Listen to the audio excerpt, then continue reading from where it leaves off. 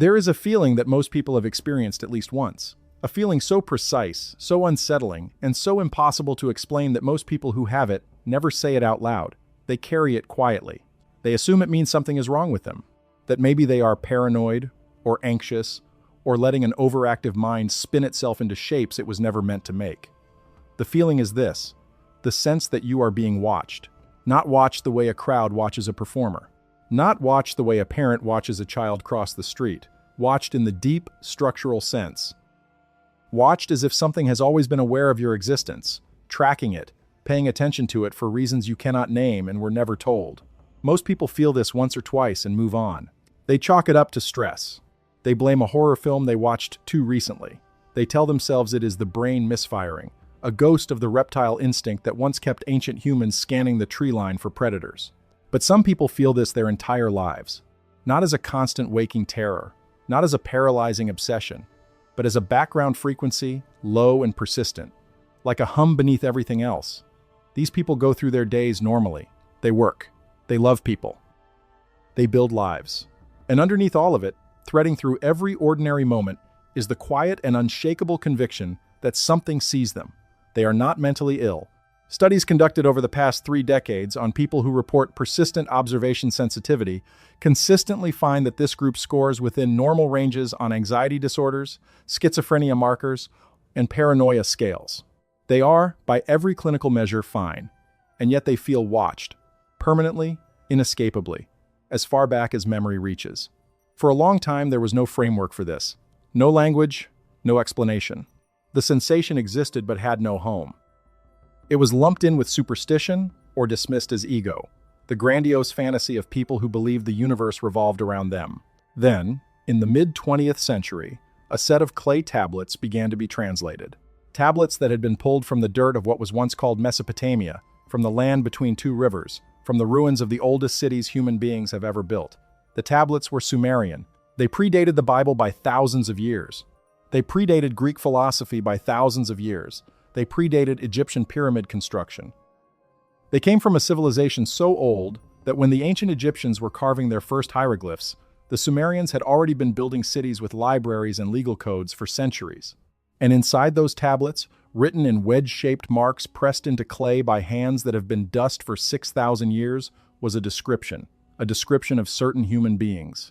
A description that said, in language that scholars have argued over ever since, that a specific subset of humans was created differently, designed with a particular modification, built, if that is the right word, to carry an awareness that the rest of humanity was not given, an awareness of being observed.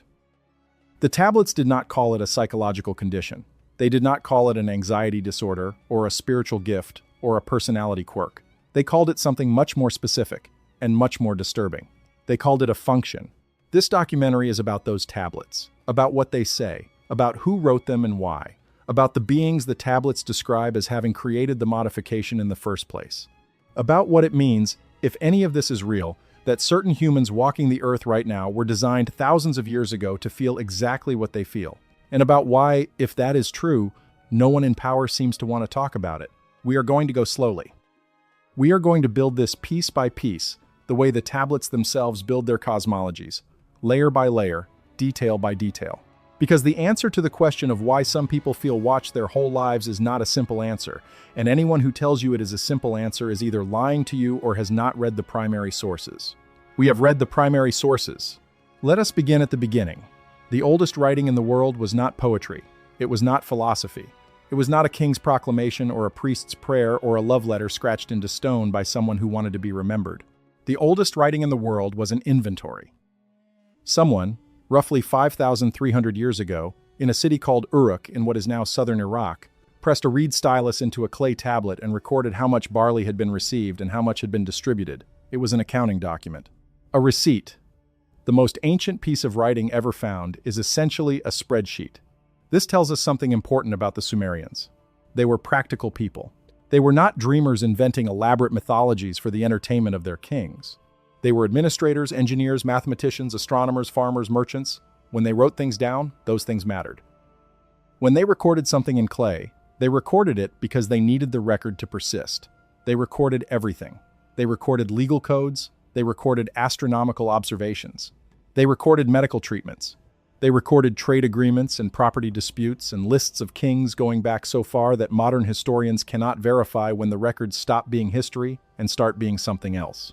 And they recorded their cosmology, the story of where everything came from, the story of why human beings exist, the story of who made them, and for what purpose, and what the makers intended, and what modifications the makers built into their creation. These cosmological texts are called, in the academic tradition, the Sumerian creation myths. But that label, myth, does a specific kind of violence to the texts. It tells the reader, before they have read a single line, that what follows is fictional, that it is story rather than record, that it belongs in the same category as fairy tales and fables. The Sumerians did not write them as fiction. They wrote them as history. The distinction matters enormously. When a modern person reads the book of Genesis, they are usually reading it as either literal religious truth or as poetic metaphor. They have been told, by their culture, that these are the two options. Either God literally made the world in 6 days and that is the factual account of creation, or the story is a beautiful metaphor for something else, and we should not take it literally. The Sumerians had a third option, and it is the option that the ancient Sumerian scribes themselves would have chosen. The texts are a record of actual events, written by people who understood that those events involved beings with capabilities far beyond ordinary human experience, and who described those events in the most precise language available to them. That language was not always adequate. How do you describe a technology you do not understand, using words invented for an agricultural society? How do you write down what you saw when what you saw had no name in your vocabulary? You use analogy, you use approximation, you describe the function in terms of the most similar thing you know. When ancient Sumerian scribes described the Anunnaki arriving in the sky, they used the word that meant, roughly, those who from heaven to earth came. When those same scribes described the technology the Anunnaki used to travel, they described it using the word for a great sky vessel. When they described the places the Anunnaki built, they used the word for fortified enclosures, because the structures were enclosed, fortified, and clearly different from the open cities human beings were building. None of this is metaphor, according to the scholars who have spent their careers working within the ancient astronaut interpretive tradition. It is description, imprecise description, limited by vocabulary and context, but description nonetheless. And when those same scribes described what the Anunnaki did to certain human beings, the language becomes even more specific, more clinical, more troubling, because what the tablets say the Anunnaki did was not give those humans a gift. It was not bestow upon them a blessing or elevate them to a higher spiritual state. What the tablets describe, in language that translates most accurately as installation or embedding, is a modification. A deliberate, intentional modification to the perceptual architecture of a subset of human beings. And the purpose of that modification, according to the texts, was surveillance. Not surveillance in the sense that the modified humans were being watched by the modification. The modification did not create watchers, it created the watched. Human beings who were built, from the blueprint up, to be aware that they were being observed. We need to pause here and acknowledge something. Everything stated in this documentary about the Sumerian tablets will be presented alongside the mainstream scholarly interpretation, and the two will often be in stark conflict. Academic Assyriology, the study of ancient Mesopotamian texts, does not endorse the ancient astronaut interpretation of these materials. Most professional scholars who have dedicated their careers to translating and contextualizing Sumerian texts view the ancient astronaut framework as pseudoscience, a creative misreading of ancient documents that strips them of their cultural and literary context and replaces that context with a science fiction narrative. These scholars are not stupid. They are not in a conspiracy. Many of them have made genuine and important contributions to our understanding of the ancient world, and their translations form the foundation of everything we are about to discuss. But translation is never neutral. Every translator brings assumptions to the text. Every translator makes choices about which words to render literally and which to render metaphorically, which passages to treat as straightforward description and which to flag as poetic license. And when every translator within a tradition has been trained to assume that the beings described in ancient texts are mythological, those translators will systematically render ambiguous passages in ways that support that assumption. This documentary is going to show you the ambiguous passages. It is going to show you the translation choices that were made and the choices that could have been made. It is going to let you sit with the text and decide for yourself whether the scholarly consensus is the only reasonable interpretation, or whether something else might be true. Keep that in mind as we go deeper. Because we are about to go very deep. The land between the rivers. That is what Mesopotamia means in Greek. Mesos, middle, potamos, river. The land between the Tigris and the Euphrates, in what is now Iraq, was for thousands of years the most intellectually productive strip of earth on the planet. This was not a coincidence of culture or virtue, it was geography. The two rivers flooded annually and deposited silt across the floodplain, creating soil so fertile that a civilization built on it did not have to spend most of its energy on basic subsistence. Surplus food meant surplus time. Surplus time meant specialization. Specialization meant some people could spend their lives doing things other than farming. Some of those people became scribes. Sumerian scribes were among the most thoroughly trained professionals in the ancient world. The training began in childhood and lasted for years. Students spent those years not just learning to write, but learning to write correctly, memorizing lists of signs and their meanings, copying texts over and over until the marks were muscle memory, studying the old texts the way a modern law student studies precedent, because the old texts mattered. They were not historical curiosities. They were living documents that governed how the society understood itself, where it came from, what its obligations were, and to whom. The most important of those texts were the ones that explained the Anunnaki. Anunnaki.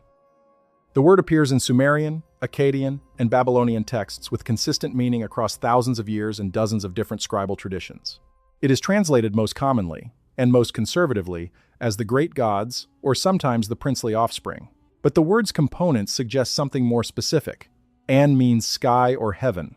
Naki or Unaki has been interpreted as those who are, or those who came, or in some scholarly frameworks, those who fell or descended. The Anunnaki are, across the entire corpus of Mesopotamian literature, the beings who came from the sky and shaped human civilization. The mainstream interpretation is that these are gods in the mythological sense. Powerful supernatural beings invented by humans to explain natural phenomena, give meaning to suffering, and provide divine justification for the authority of kings and priests. The Sumerian pantheon, in this reading, is fundamentally similar to the Greek or Norse or Hindu pantheons. A family of powerful beings with human-like personalities who represent forces of nature and whose stories explain why the world is the way it is. This interpretation has one significant problem. The Anunnaki do not act like gods. They act like engineers. When Greek gods appear in Greek texts, they perform miracles. They transform people into animals.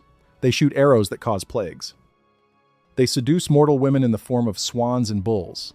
They are capricious, emotional, personal, and supernatural in the sense that their actions defy natural law. When the Anunnaki appear in Sumerian texts, they mine for gold. They establish base camps. They argue about labor conditions. They create humans specifically because they need workers who can perform the physical labor they find tedious. They eat food, they drink beer, they get tired. They have disagreements that require arbitration. They hold council meetings and vote on decisions. The Anunnaki in the texts are not performing miracles. They are operating a project. The oldest and most complete version of the Anunnaki's activities is found in the Atrahasis epic, a text that dates in its written form to approximately 1700 BCE, but that scholars believe preserves oral traditions and earlier written sources going back much further. The Atrahasis epic begins not with creation but with a labor dispute. The lesser Anunnaki, called the Agigi, had been assigned to dig the canals and work the land. They had been doing this work for what the text describes as an enormous length of time. They were exhausted, they were resentful, and one day, they went on strike. They burned their tools. They surrounded the dwelling of Enlil, the chief Anunnaki, in the middle of the night, and they told him they would not work anymore. The labor was too hard. The hours were too long. They were not going to do it. This is not how myths work. This is how management crises work. Enlil was angry. He summoned a council. The council discussed the situation, and the solution they arrived at, after deliberation, was to create a new kind of being. A being that could do the labor the Agigi were refusing to do. A worker that would not complain, would not go on strike, would not burn its tools, and march on the boss's house in the middle of the night. That new kind of being was the human race. The tablets describe the creation process in detail, that is, depending on your interpretive framework, either poetic metaphor or something that reads uncomfortably like a biological engineering project. The goddess Ninhursag, also called Mami or Ninmah, is given the task of creating the new workers. She is assisted by Enki, the Anunnaki associated with wisdom, deep waters, and in many texts, genetic science. They mix clay with the flesh and blood of a slain Anunnaki deity. The mixture is placed in a womb. 14 women carry the new beings to term. The first humans emerge. The mainstream interpretation says this is a creation myth. The clay represents Earth, The blood of the deity represents the divine spark given to humanity, and the 14 women are a literary device explaining why humans have two sexes and a gestation period of roughly 9 months. The alternative interpretation says that clay in ancient Mesopotamian contexts is sometimes used to describe a substrate, a medium in which something is embedded or grown. That the flesh and blood of the deity represents actual genetic material. That the 14 women are surrogates in a reproductive process that used existing biological females as incubators. That what the text is describing, in the vocabulary available to a scribe in ancient Mesopotamia, is genetic engineering. The mainstream interpretation is academically respectable. The alternative interpretation is not. But the alternative interpretation explains why the Anunnaki in the texts behave like engineers rather than gods. It explains why the creation story involves a council vote, a task assignment, a specific technique, and quality control testing on the early humans. It explains why Ninhursag, after producing the first humans, is described as making adjustments, trying different variations, correcting errors in the design. Engineers iterate. Gods do not need to. The tablets record those iterations. Humans who were too large. Humans who could not hold food. Humans whose reproductive systems did not function correctly. Humans who lived too long. Humans who lived too short. Each one is noted, evaluated, corrected, until the design was right, until the design produced something usable. And it is within the records of that iterative design process that the specific modification appears, the one that would, thousands of years later, be felt by people who have no idea why they feel it. The modification to certain humans that made them perpetually aware of being watched. Before we get to the specific tablet, we need to understand the broader context of what the Anunnaki were doing and why it matters for understanding the modification. The texts describe two distinct categories of Anunnaki activity in relation to human beings. The first category is practical, creating workers to handle labor, establishing cities, teaching agriculture, animal husbandry, writing, mathematics, astronomy. The second category is administrative, managing the human population, tracking it, keeping records of it. The administrative function is where most people's attention stops when they read these texts, because it sounds governmental and governmental sounds benign. But look more carefully at the language and the administrative function becomes something else. The Anunnaki, in multiple texts, are described as holding the MEs. The MEs are, depending on the translator, divine laws, civilizing gifts, tablets of destiny, or fundamental principles. They are the things that make civilization possible: writing, justice, kingship, music, art, trade, priesthood. All of these things are described as being in the possession of the Anunnaki and distributed by them to humanity, controlled by them, distributed by them on their schedule and according to their judgment. In the text known as Inanna and the God of Wisdom, the goddess Inanna travels to Enki's domain, the Abzu, the deep water, and acquires the MEs.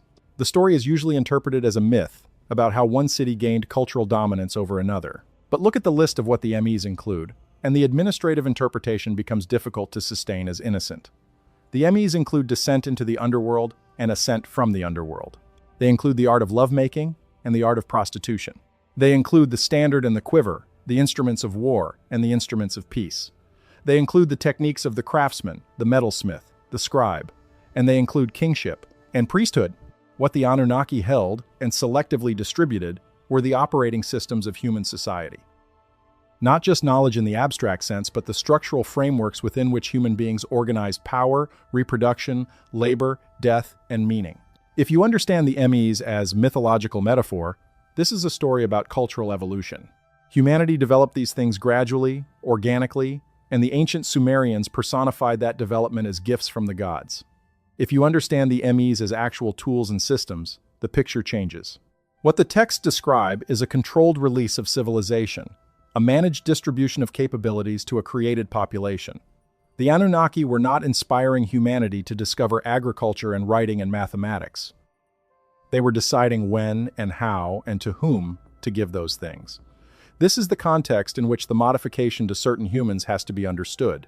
Because if the Anunnaki were managing a created population, and if they were controlling what that population could do and know and become, then a modification that made certain members of that population permanently aware of being observed is not a gift. It is a feature of the management system, an alert, built into a subset of the population, a way of ensuring that certain individuals, chosen for whatever reason, could never fully relax into the illusion that they were unobserved. That they would always, at the edge of consciousness, register the presence of watchers. Why would you build that into some humans and not others? That is the question this documentary is going to spend its remaining hours trying to answer. The tablet in question is not the most famous Sumerian tablet. It is not tablet 11 of the Epic of Gilgamesh, which contains the Sumerian flood narrative that predates and in many ways is more detailed than the biblical account. It is not the Enuma Elish, the Babylonian creation epic that most scholars cite when they want to discuss Mesopotamian cosmology. It is not even the Atrahasis epic, which gives the most complete account of the human creation project. It is a smaller text, less discussed, found in pieces across multiple excavation sites and only partially reconstructed. Scholars assign it a reference number the way they assign reference numbers to ancient texts, a catalog designation in the Cuneiform digital library that most people outside Assyriology will never have occasion to encounter. Within the alternative research community, it is referred to by its subject matter, which is how texts were identified before the modern cataloging system, by what they describe. This text describes a category of human beings, not all humans. A specific category. And it describes them in terms that, when you read the closest possible literal translation of the Sumerian, rather than the smoothed-over academic paraphrase, are very difficult to fit into the mythological metaphor framework without bending the language past the breaking point. The text was partially translated by the Assyrianist Samuel Noah Kramer in the mid-20th century. Kramer was not an ancient astronaut theorist. He was a rigorous academic who spent his career at the University of Pennsylvania and who produced some of the foundational translations of Sumerian literature that scholars still rely on today. His translation of this particular text was included in a longer scholarly paper on Sumerian anthropological concepts, which is to say it was not published as a sensational discovery but as a piece of academic analysis buried inside a discussion of how ancient Sumerians thought about human nature, which is exactly why it did not get the attention it deserved. Kramer's translation of the relevant passage reads, "In his rendering, certain of the black-headed ones were fashioned with the eyes of the gods placed within them, that they might know the watching, even as the watched." Black-headed ones is the Sumerian term for humans. The Sumerians called themselves the black-headed people, referring to their hair, and used the same term for the human race generally. So, certain of the black-headed ones means certain human beings.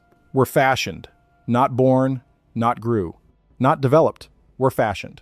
The passive construction is deliberate in the original Sumerian, as it is in most Sumerian texts about human creation. Humans are consistently described as things that are made, shaped, fashioned, built. The verb used here is the same verb used elsewhere in Sumerian texts for the construction of buildings and the manufacture of tools, with the eyes of the gods placed within them. This is where the translation controversy begins. The word that Kramer renders as eyes appears in Sumerian as igi. Igi has multiple meanings in Sumerian, and this is not unusual. Ancient languages tend toward polysemy, words that carry multiple meanings, because vocabulary is limited and context carries a great deal of semantic weight. Igi means eye in the physical sense, the organ of vision. But igi also means to see, to observe, to watch, to witness, to be present as an aware entity. In many Sumerian texts, igi is used metaphorically to mean presence, attention, or awareness. The eye of a god looking upon something is, in those contexts, the god's awareness directed toward that thing. So the eyes of the gods placed within them could mean the literal eyes of deity-like beings were somehow installed in these humans. It could mean the perceptual capacity of the divine was embedded in them. It could mean the awareness of observation, the knowing that one is seen, was built into their consciousness. Different translators have rendered this phrase differently. Some translate igi in this context as vision, suggesting these humans were given enhanced perceptual abilities. Some translate it as divine sight, suggesting a capacity for seeing things other humans cannot. Some translate it as attention of the gods, suggesting these humans were specifically marked as objects of divine focus.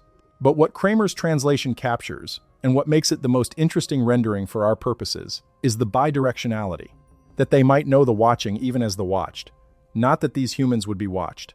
Not that these humans would be able to watch. That they would know the watching, experience it consciously, as the condition of being watched. The modification did not give them special vision outward. It gave them persistent awareness of the gaze directed at them. This is exactly what people who report feeling watched their whole lives describe. Not that they see something watching them, they cannot see it. Not that they have evidence of observation, they usually cannot produce any. What they have is a knowing, a sense of observedness that is not visual, not auditory, not logical, but is simply present. woven into the baseline of their experience, the way color vision is woven into human sight, the way balance is woven into human movement, not something they do, something they are. The second half of the passage in the original Sumerian is equally interesting and equally contested in translation. After the description of certain humans being fashioned with this embedded awareness, the text continues with what Kramer rendered as the purpose clause, the explanation of why this modification was made. The purpose clause translates, in the most literal rendering, as something like, so that the great ones above might always find them, and know where in the world they walked. The great ones above is a standard Sumerian expression for the Anunnaki, the sky beings. It appears dozens of times across the Sumerian corpus in contexts where the Anunnaki are being referenced as the authorities, the overseers, the ones who hold power over human affairs, might always find them. This phrase in the original Sumerian uses a verb related to location and tracking. Not knowing in the cognitive sense, but knowing where, in the physical and spatial sense. Finding, locating, being able to determine the position of, and know where in the world they walked. The phrase "in the world" is interesting because it implies movement, dispersal, the possibility of distance. These modified humans were apparently not going to be stationary. They were going to be out in the world, moving through it, potentially far from wherever the Anunnaki were based. And the modification ensured that despite that distance, the Anunnaki would always be able to locate them. Not communicate with them, not guide them, locate. If you are an engineer designing a managed population, and you want to ensure ongoing awareness of certain individuals within that population, regardless of where they go, what do you build? You build a tracker, not a device they carry, because devices can be lost or destroyed or removed. You build the tracker into them, into their perceptual and neurological architecture, into the way their consciousness is structured, so that the tracking cannot be removed without removing the person, and as a side effect of that tracking, the tracked individual would know they were tracked. Not know it conceptually, not have a thought that said, the Anunnaki are watching me. Know it in the bones, in the background, in the way that sound and light are known, not as ideas, but as the continuous sensory context within which all other experience takes place. That is the modification the tablet describes. That is what certain humans feel. Now, let us address the immediate objection, because it is a reasonable one and it deserves a direct answer. The objection is this: every human being on Earth feels watched sometimes. The sensation of being observed is a known feature of human psychology. It has been studied extensively. The region of the brain responsible for processing social attention, the superior temporal sulcus, is hyperactive in some individuals and less active in others. Some people are simply more sensitive to the social experience of being watched.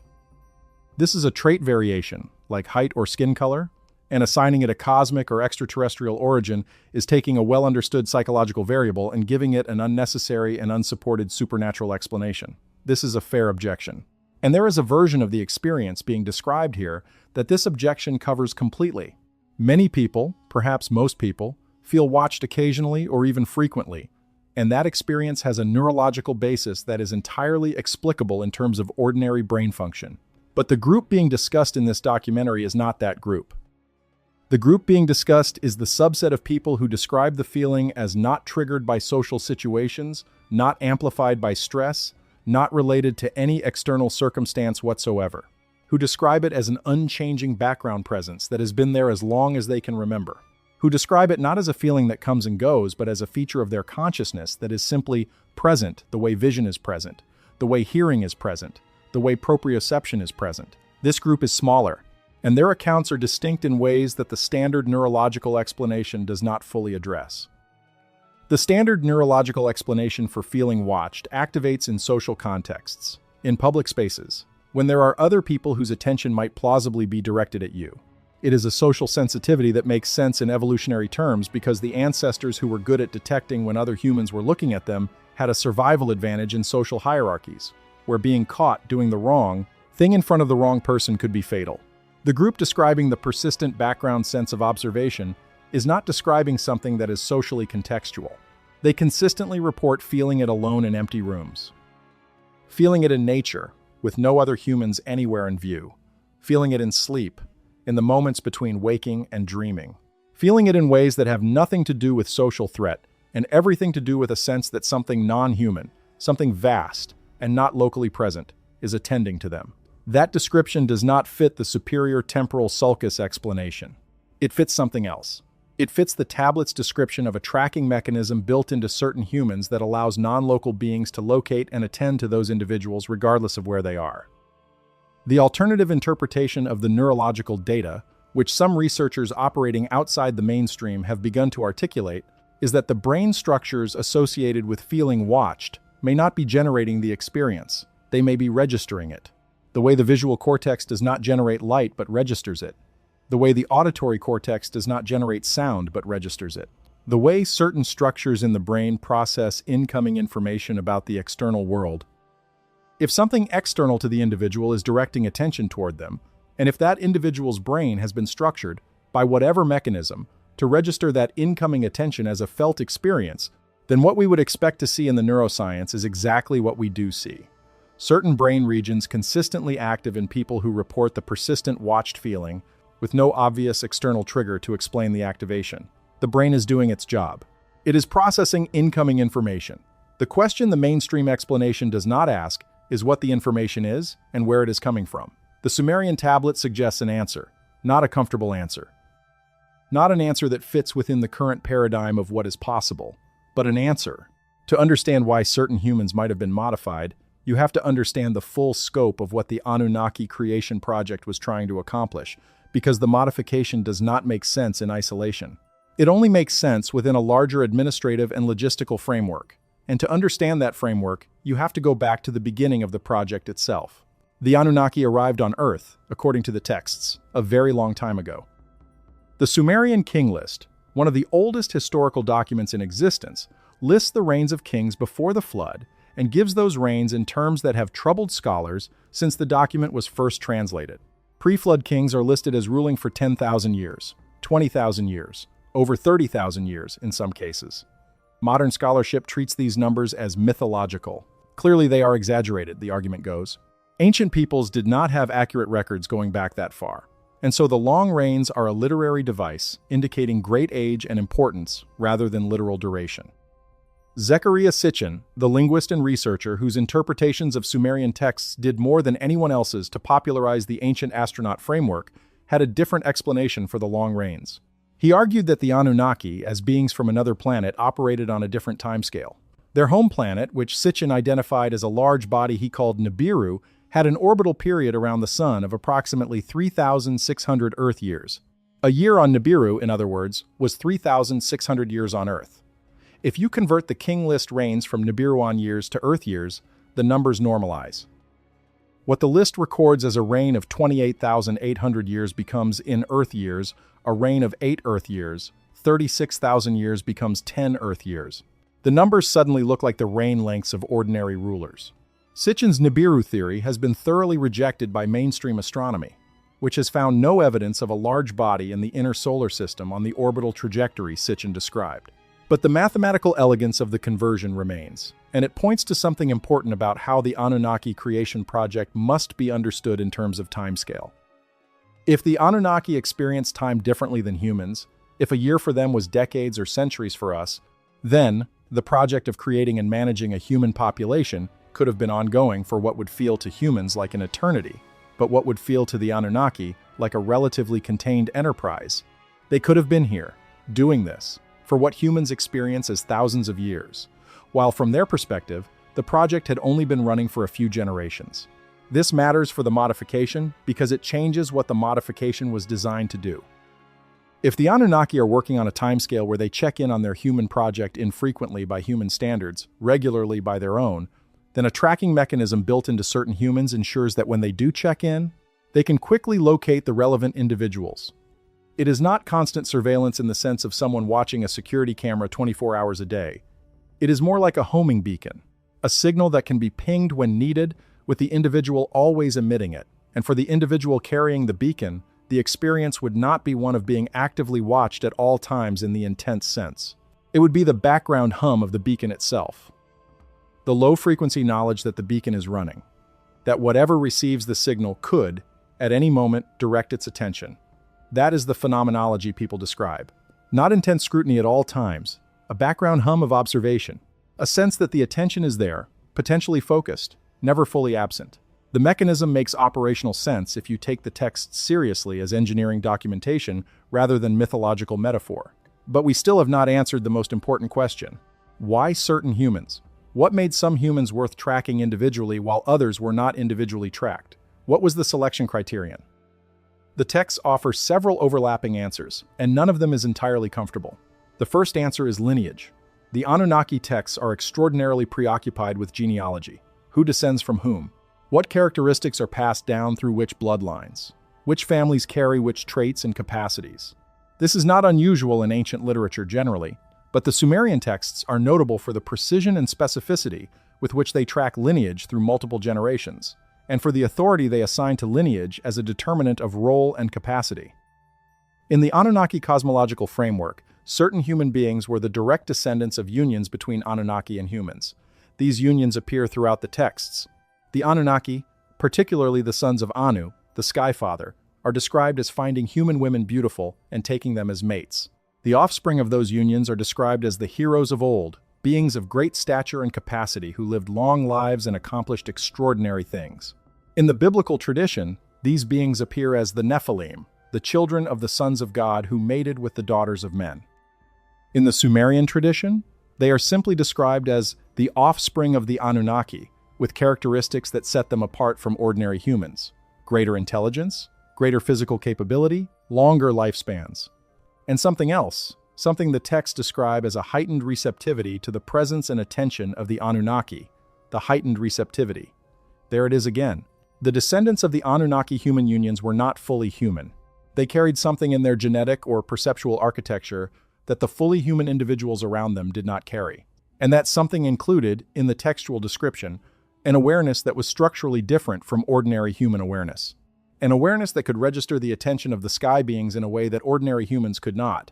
In the mainstream interpretation, this is simply mythology.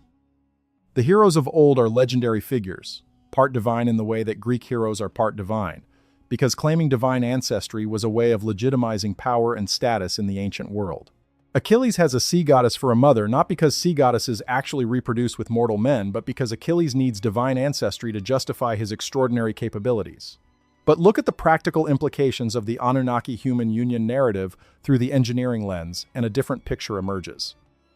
If the Anunnaki were a species with a significantly different biology than humans, a species that had itself been shaped by millions of years of different evolutionary pressures on a different world with different conditions, then an Anunnaki human offspring would carry traits from both lineages. Human enough to live and reproduce among humans. Anunnaki enough to carry whatever perceptual and biological features the Anunnaki lineage contributed, including, potentially, the perceptual architecture that the Anunnaki themselves had evolved or engineered in themselves that allowed them to register each other's presence and attention even across significant distances. The perceptual equivalent of a tracking system, built into them by their own evolutionary or engineered history. If you cross that with a human, you get a human-appearing being that carries a version of that perceptual architecture, not the full capacity, probably not the ability to project awareness the way a full Anunnaki could, but enough receptivity that the being can sense when Anunnaki attention is directed at it. That being then reproduces with humans. Its offspring carry a diluted version of the trait.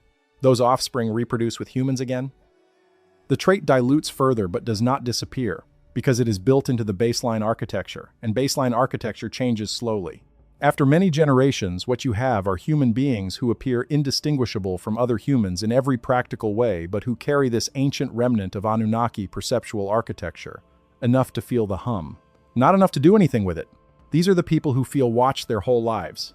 And if this is true, it is not a psychological anomaly. It is not a neurological quirk. It is a biological inheritance, as ordinary and explicable in principle as any other inherited trait, with the unusual feature that it originates from a non-human ancestor. The second answer to the selection criterion question is purpose. Not all of the tracking modifications, if we follow the tablet's implications, were installed in beings of mixed Anunnaki human lineage. Some appear to have been installed deliberately in specific individuals or bloodlines, for specific administrative reasons. The Anunnaki texts describe a system of royal bloodlines that were specifically designated as the recipients of kingship, which was, as mentioned earlier, one of the MEs, one of the civilizational operating systems distributed and controlled by the Anunnaki. Kingship in the Sumerian understanding did not come from the people or from human tradition. It came down from heaven. It was a function, a role, a capacity that the Anunnaki assigned to specific human lines. The assignment of kingship to a human line meant, in the textual framework, that those humans were directly accountable to the Anunnaki in a way that ordinary humans were not. They held their authority on behalf of the Anunnaki. They administered the Anunnaki's human project in the earthly realm, and they were monitored accordingly. The monitoring of these specifically designated human lines would require exactly the kind of tracking mechanism the tablet describes. You need to know where your designated administrators are. You need to be able to direct attention toward them when needed. You need to ensure that the connection between your earthly administrators and your oversight function never fully breaks down, even across generations, even as individuals come and go. You build a tracking mechanism into the line, into the genetic or perceptual architecture of that bloodline, so that each individual born into the line carries the mechanism automatically, without having to be separately modified. And each individual in that line knows, at the background frequency of their lived experience, that they are tracked. The kings of Sumer were, according to this framework, individuals who carried the watched feeling, not because something was wrong with them, but because something was working exactly as designed. Their awareness of divine observation was not superstition. It was direct sensory experience of an actual mechanism built into their bloodline by the beings who assigned their bloodline its role. When the Sumerian texts say that kings were appointed by the gods and accountable to the gods, the ancient astronaut interpretation suggests this is not metaphor. It is a description of a real accountability structure, a real mechanism of oversight, a real perceptual channel between certain humans and the beings who designed and managed the human project. The third answer to the selection criterion question is what might be called variation testing.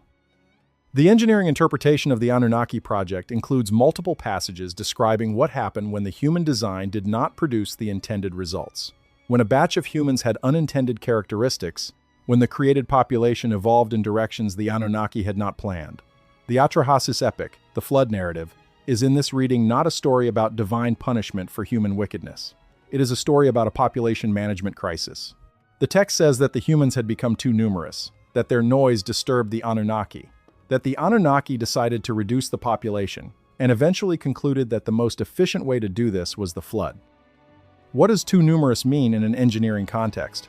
It could mean literally too many to track and manage effectively, a population that has grown beyond the capacity of the management system to monitor it. And what does noise disturb them mean? In a literal sound-based interpretation, it strains credibility that a technologically advanced species capable of interstellar travel would be unable to tolerate the noise of a human population. But in an information systems interpretation, noise means something specific: signal interference, unwanted data.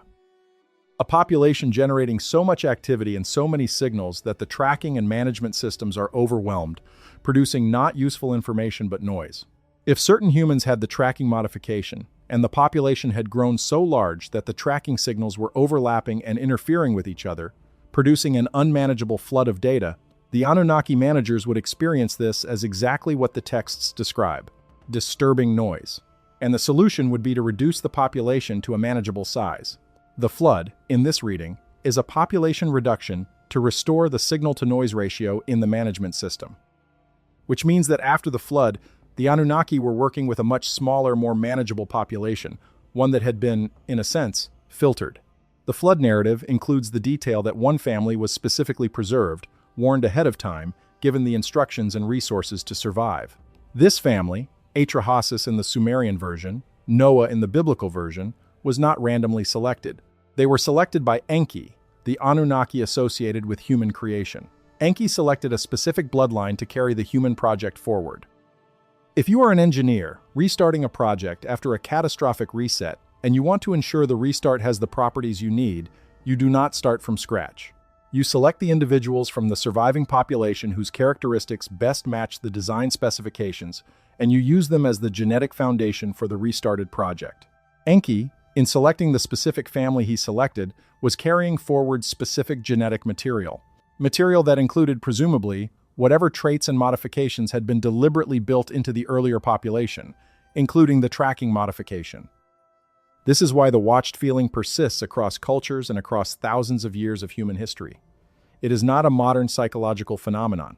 It is an ancient biological inheritance that was specifically preserved through the population bottleneck of the flood event by deliberate selection of a lineage that carried it.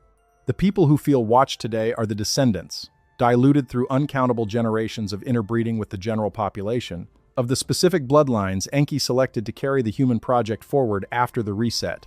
They carry the modification the way they carry any other ancient genetic trait, imperfectly, inconsistently, but recognizably. And in those who carry it most strongly, the experience is what it has always been, the inescapable, unshakable, neurologically registered awareness that something is attending to them. If the modification described in the Sumerian tablet is real, if it is a genuine feature of certain humans' biological or perceptual architecture, then we should expect to find evidence of it in other ancient traditions, not just in Sumerian texts, not just in Mesopotamian cosmology, but across the human record, in cultures that had no direct contact with Sumerian civilization, in traditions that developed independently, in mythologies that arose from entirely different roots. Because the humans who carry the modification were not isolated in ancient Mesopotamia. They spread, they moved. They were in every population that descended from the lineages that came through the post-flood bottleneck, which, if the flood narrative describes a real event, is every human population on Earth. And we do find it. Across every ancient tradition that left a substantial written or oral record, we find descriptions of a specific category of humans who are set apart by their awareness of divine observation. Humans who are watched, who know they are watched, who live their entire lives in the presence of a gaze they cannot see but cannot ignore. The variation between traditions is interesting because it is superficial. The surface-level mythology differs enormously. The underlying structure is identical. In the ancient Egyptian tradition, the concept of Ma'at, the cosmic order that governs existence, includes a component that is rarely discussed in popular treatments, but that is central to the deeper texts. Ma'at is often translated as truth, justice, or cosmic order, and these translations are accurate as far as they go. But Ma'at also contains the concept of divine accounting, the idea that all human actions are observed, recorded, and weighed. The famous weighing of the heart ceremony, depicted in the Book of the Dead and illustrated in dozens of papyri, shows the heart of the deceased being weighed against a feather, the feather representing Ma'at. The heart is weighed by Anubis in the presence of Thoth, who records the result, and watched by a panel of 42 divine judges. This weighing determines whether the deceased was living in accordance with Ma'at during their lifetime. The surface interpretation is theological. All humans are judged after death, so all humans should live righteously.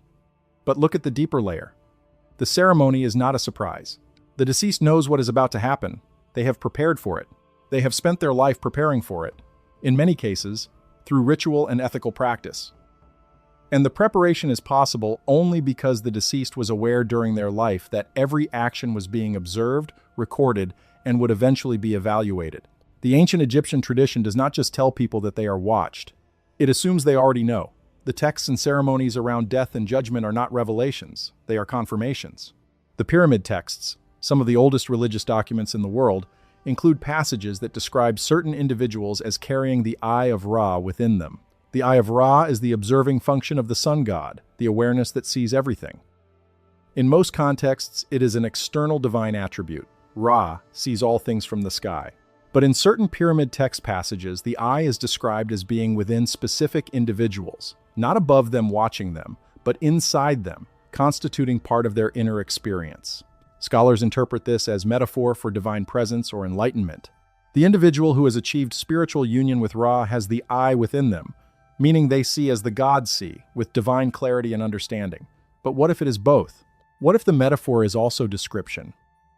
What if the individuals described as carrying the Eye of Ra within them were people who genuinely, neurologically, experientially carried something inside their perceptual architecture that corresponded to the divine observing function? That is exactly what the Sumerian tablet describes, in different vocabulary. The eyes of the gods placed within them, the Eye of Ra placed within them. The formulation is different. The function is identical. The ancient Vedic tradition of India, one of the oldest continuous religious traditions in the world, describes a category of human beings called rishis. The rishis were not simply wise men or holy persons. They were a specific category of humans who were the recipients of divine transmission. The Vedas themselves, in the tradition, were not composed by humans. They were heard by the rishis, received by them from a divine source, and transmitted through them to human civilization. The Vedic concept is that the rishis heard because they could hear. They could hear because they were built to hear. Their perceptual architecture was different from ordinary humans in ways that made them capable of receiving transmissions that ordinary humans could not register. What the Vedic tradition calls reception of divine transmission, and what the Egyptian tradition calls carrying the eye of Ra, and what the Sumerian tablet calls the eyes of the gods placed within, are the same experiential phenomenon described in three different cultural frameworks that arose independently. The Rig Veda, the oldest of the Vedic texts, includes passages describing the inner experience of the rishis in ways that map almost perfectly onto the phenomenology reported by contemporary people who describe the persistent watched feeling. The rishi is described as living in the constant presence of the deva, the divine beings, not seeing them exactly, not hearing them as external sounds, but registering their presence as an interior experience, as a quality of the awareness itself. The Vedic term for this is pratyaksha, which is usually translated as direct perception or self-evident truth. But pratyaksha literally means in front of the eye, and in the rishi context, it does not mean visible to the external eye, it means present to the inner awareness, known directly rather than inferred. The presence of the watching is pratyaksha to the rishi in the same way that the presence of a physical object in your hand is pratyaksha to an ordinary person, not deduced, not believed, but directly and immediately known. This is exactly what the persistent watched feeling reports describe. Not a belief that one is being watched, not an inference from circumstantial evidence. A direct, immediate, non-inferential knowing that something is attending to one's existence. The Chinese tradition offers another parallel. The Tao Te Ching, Laozi's foundational text, describes the Tao itself as an all-pervading presence that is aware of and attending to all things. But within the broader Taoist tradition, particularly in the more esoteric Taoist texts that are less well known in the West, there is a category of humans described as those in whom the Tao's attention has become conscious to itself. The ordinary human, in Taoist framework, is observed by the Tao without being aware of the observation. The Tao's attention is present in all things and all beings, but most humans cannot register it consciously because their ordinary sensory and cognitive frameworks are too coarse. Their awareness is tuned to the frequency of ordinary human social and physical experience. Certain humans, however, are described in the esoteric texts as having a more refined attunement. Their inner configuration is such that they register the Tao's attention as a direct experience. They feel, as the texts describe it, the eye behind all eyes resting upon them. The eye behind all eyes resting upon them. Again, different vocabulary. Identical phenomenology. In the Yoruba tradition of West Africa, one of the oldest living religious traditions in the world and the root of the Afro-Caribbean traditions that would later spread through the Americas, the Orishas are divine beings who interact directly with specific humans. The relationship between an Orisha and the humans under their care is described as one of continuous attention. The Orisha watches the individual, not occasionally, not in moments of crisis or prayer, always. The Yoruba concept of Ori, the individual's personal divine essence, includes a component called the Ori Inu, the inner Ori, which is the aspect of the individual's divine nature that is in constant communication with the Orisha who watches over them. The Ori Inu is not a belief or a theological concept. In the tradition, it is an actual presence within the individual, an actual capacity for registering divine attention. People in the Yoruba tradition who have a strong Ori Inu are described in terms that overlap almost perfectly with the contemporary descriptions of the persistent watched feeling. They are people who feel the presence of the Orisha at all times, who cannot escape the awareness that divine attention is upon them, whose inner experience is fundamentally different from people with a weaker Ori Inu because the awareness of being watched is a constant component of their consciousness rather than an occasional experience of spiritual intensity. In the indigenous traditions of the Americas, the pattern appears again and again. The Lakota concept of Wakan Tanka, the Great Mystery, includes a specific belief about certain individuals who are born with what is described in English translations as a special relationship to the sacred. But the Lakota description of this relationship is not primarily about belief or practice or spiritual achievement. It is about perception. These individuals perceive something ordinary individuals do not, and what they perceive is the attention of the sacred, directed specifically at them. The word used in Lakota for this perceived attention has been translated by various scholars as the great eye, the watching, and the awareness of the mystery. The individuals who are born with this perception, the Wakasa Wakan in the male form, do not choose the perception. It is not the result of spiritual practice or vision quest, though those practices can deepen and clarify it. It is simply how they experience reality from the beginning, The sacred attention is a fact of their inner landscape, the way the sky is a fact of the external landscape. This cross-cultural evidence does not prove the Sumerian tablets' claims, but it does something important. It establishes that the experience described in the tablet, certain humans having an ongoing awareness of divine or non-human observation, is not a culturally specific artifact of Sumerian or Mesopotamian thought. It is a global human experience, documented independently across dozens of cultures, described in consistent enough terms that the consistency itself requires explanation. The mainstream explanation is convergent psychology. All cultures develop shamans, prophets, religious specialists, and the experiences they describe converge because human psychology converges. We all have the same brain. We all have the same brain structures. The mystical experiences described across cultures are similar, because mystical experience is a human neurological phenomenon with consistent features, regardless of cultural context. This explanation is not wrong. Human neurological experience does have universal features, but the specific experience being described here, the persistent background awareness of being watched by non-human attention, is not usually included in the cross-cultural mystical experience literature. That literature focuses on experiences of unity, of divine light, of ecstatic states, of temporal dissolution. The watched feeling is categorically different. It is not ecstatic. It is baseline. It is not occasional. It is permanent. It is not associated with spiritual practice. It precedes and underlies spiritual practice. The cross-cultural consistency of the watched feeling across traditions that had no contact with each other requires its own explanation. The Sumerian tablet offers one. The mainstream neurological model offers one that is less specific and less satisfying in addressing the particulars of what people describe. We are not asking you to choose between them now. We are asking you to hold both and continue. The ancient Greek tradition offers one of the most interesting parallels, not because it is the most obscure, but because it is the most familiar, and yet its implications are almost never followed to their logical conclusion.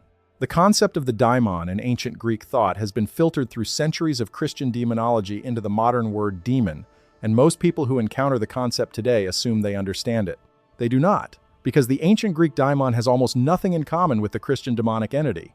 The ancient Greek daimon is a spirit assigned to an individual, functioning as a personal divine attendant, guide, and observer. Not a good spirit in the angelic sense, not an evil spirit in the demonic sense, an attendant spirit, a divine presence assigned to a specific human being for the duration of that human's life. Socrates described his daimon famously in the accounts preserved by Plato and Xenophon. Socrates' daimon communicated with him in the form of a voice, but more precisely, it was experienced as an inner prohibition, a sense of wrongness when Socrates was about to do something the daimon disapproved of. Socrates did not say he heard the daimon speaking. He said he experienced the daimon's attention turning sharply toward his choices in a way he could not ignore. This is the watched feeling expressing itself through a Greek philosophical framework. Socrates was not describing a mystical vision or an ecstatic state. He was describing a baseline feature of his inner experience, the presence of attending awareness directed at him, which communicated not through words or images, but through the quality of that attention itself.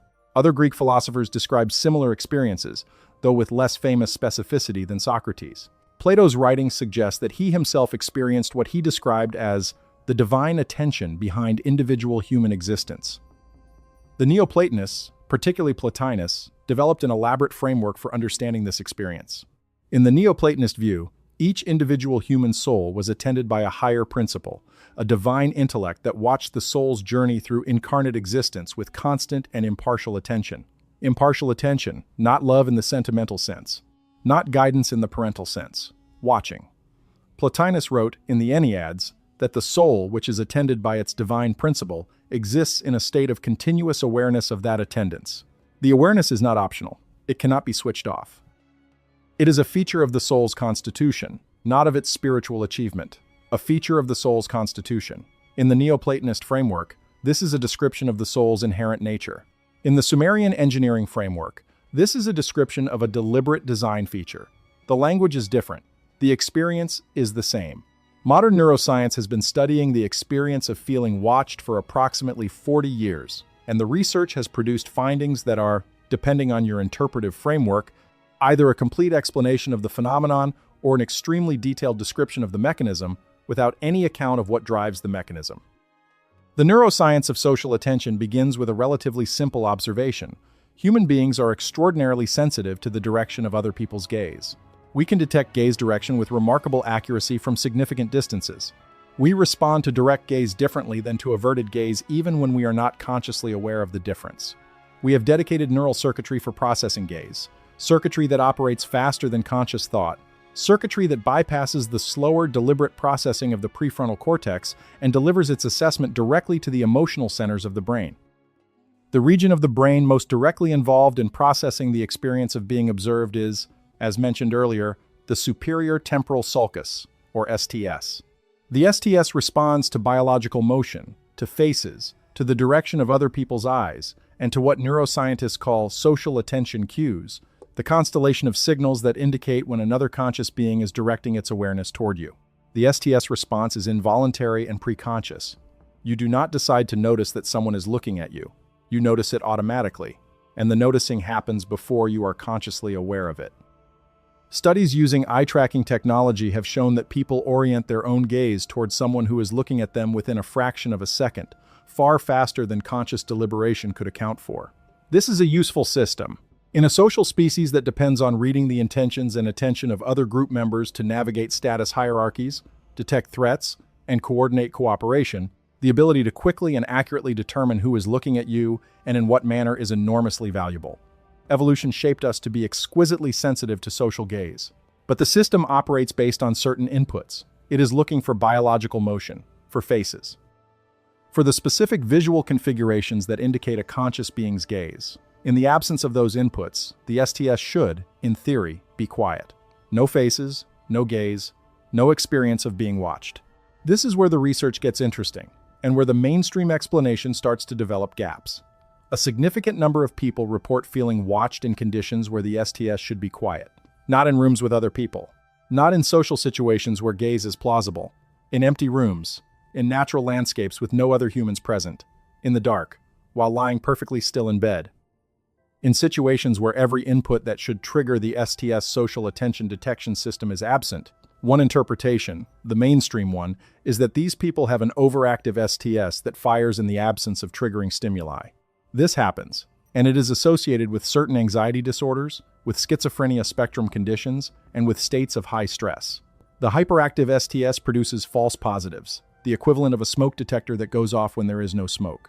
But the population of people reporting the persistent watched feeling does not show elevated rates of the conditions associated with STS hyperactivity. They do not have elevated anxiety disorder diagnoses. They do not show schizophrenia spectrum markers. They are not in states of chronic high stress. Or rather, they report the feeling in both high stress and low stress periods with roughly equal intensity. The feeling does not fluctuate with their stress levels the way a false positive alarm system would. This is a meaningful discrepancy, and it has not been satisfactorily addressed in the mainstream literature. A second branch of neuroscience relevant to this question involves the phenomena sometimes called anomalous cognition, or psi, the umbrella term for experiences including telepathy, clairvoyance, and remote viewing. These phenomena have been studied in controlled laboratory settings since the 1970s, most notably at the Stanford Research Institute and later at the Princeton Engineering Anomalies Research Laboratory, and the research has produced data that mainstream science finds difficult to categorize. The finding most relevant to our discussion is this. Human beings show statistically significant responses in physiological measurements including skin conductance, heart rate variability, and electrodermal activity when they are being observed from a distance by another person, even when they have no sensory access to information about whether they are being observed. The finding is sometimes called the feeling of being stared at in the experimental literature, and it has been replicated dozens of times across different laboratories using different methodologies. A person sits in a room. In another room, separated by one-way glass or sometimes an entirely different building, another person either looks at them or looks away. The person being observed shows physiological changes correlated with the observation, even though they have no sensory access to information about whether the staring is occurring. The physiological response is small. It is not reliable enough in any individual to use for anything practical, but it is statistically significant across populations, and statistical significance in this context means it is not noise. Something is happening that conventional physical explanations struggle to account for. What could account for it?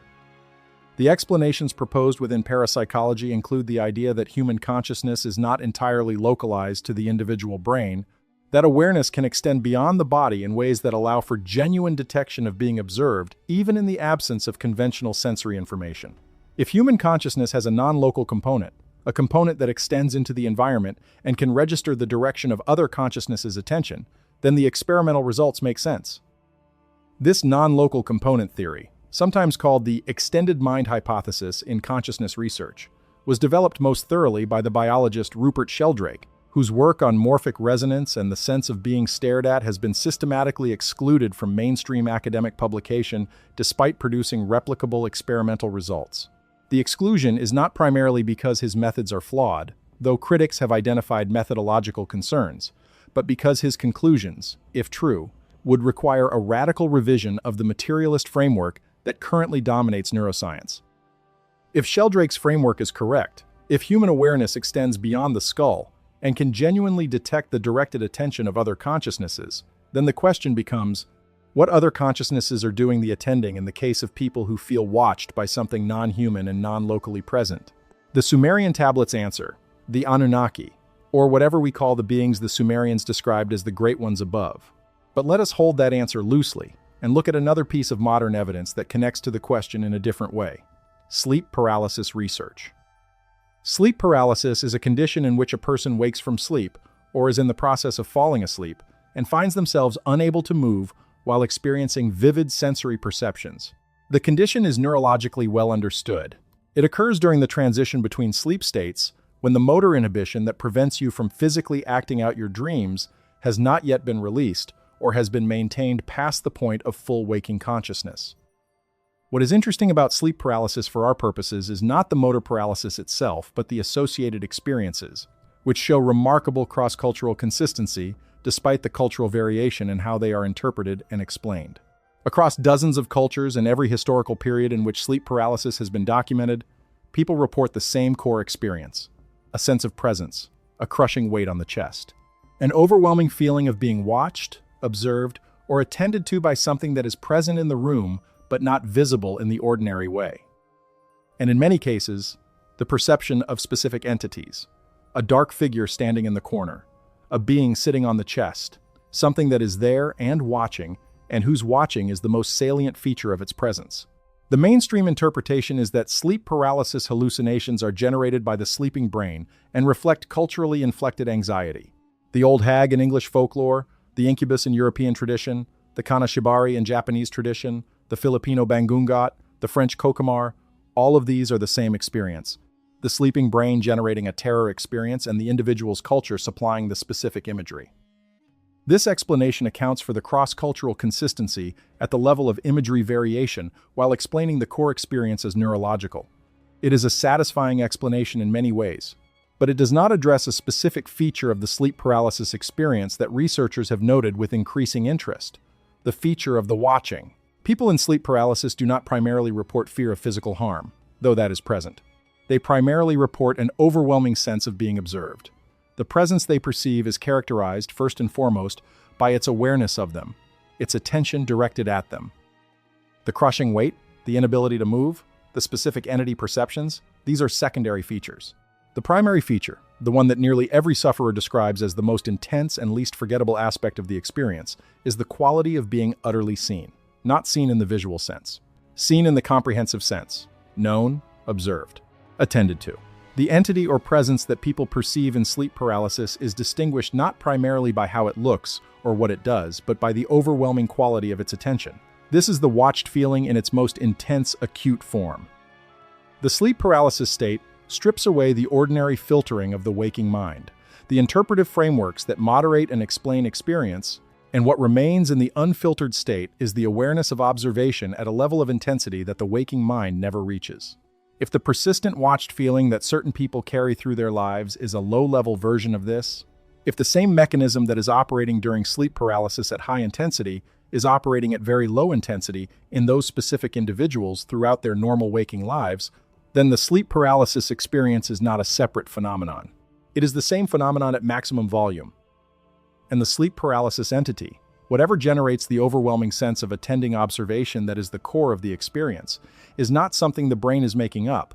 It is something the brain is detecting, something that is normally present at low enough intensity to be filtered below conscious awareness. But that breaks through in the unfiltered state of sleep paralysis and is perceived with terrifying clarity. Research by Danish neuroscientist Alan Shane and his colleagues in the early 2000s produced a taxonomy of sleep paralysis experiences that is relevant here. Shane identified 3 distinct phenomenological types of sleep paralysis entity experience, which he called the intruder, the incubus, and the vestibular motor type. What is interesting about the intruder type for our purposes is Shane's description. It is characterized primarily by the felt sense of a presence, not a visual hallucination, not a physical sensation, but a felt presence whose defining characteristic is its awareness of the experiencer. The intruder does not necessarily look like anything. It does not necessarily produce sounds or physical sensations. What it produces, exclusively and overwhelmingly, is the experience of being watched, of being known, of being in the awareness of something that is attending to you specifically, not to the room, not to the world in general, but to you.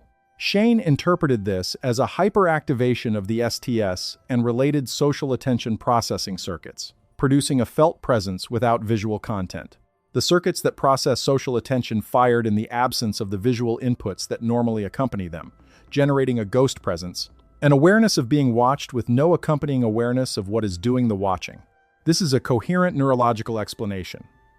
But it raises the same question the general watched feeling raises. If the STS and related circuits are processing incoming social attention signals, and if those signals are normally associated with the presence of other humans, what is generating the signal in conditions where no human observers are present? The neurological explanation says the signal is endogenous. The brain is generating it itself, a false alarm, a misfiring of the detection system. The alternative explanation says the signal is exogenous. Something outside the individual is generating it, and the brain's detection system is functioning correctly. It is detecting real incoming attention from a real source. The source just is not a human being. The question of which explanation is correct is not definitively answerable with currently available tools. But the phenomenological evidence, the consistency of the experience across cultures and across individuals, the specificity of the felt quality of non-human observation, the way the experience persists through radically different states of consciousness, sleep, waking, meditation, ordinary activity, all of this evidence is more consistent with a real signal than with a systematic false alarm. Real signals have sources. The Sumerian tablet names the source. The Anunnaki were not a unified entity. This is one of the most important and most overlooked aspects of the Sumerian texts, and it is crucial to understanding the modification and why it was built into certain humans, but not all of them. The Sumerian texts describe ongoing conflict among the Anunnaki, not metaphorical conflict, not symbolic conflict between principles. Actual, consequential conflict between beings with different goals, different values, and different views of what should be done with humanity. The primary axis of this conflict runs between 2 of the most important Anunnaki, Enlil and Enki. Enlil is the lord of the wind, the sky, the earth. He is the chief administrator of the earthly Anunnaki project. He holds the tablets of destiny, the master records of the human project. He is the one who assigns roles, distributes authority, and manages the human population. In the cosmic hierarchy of the Sumerian texts, Enlil is the one humans are most directly accountable to, the one who holds their fates in his hands. Enlil is also the one who decided to destroy humanity in the flood. Enki is the lord of the deep waters, of wisdom, of craft and knowledge. He is the one who designed the human being, who figured out the biological and technical processes by which humans were created, who understands humans most deeply, having built them.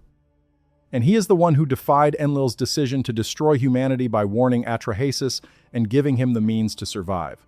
The texts are explicit about this conflict. Enlil, after the flood, is furious when he discovers that any humans survived.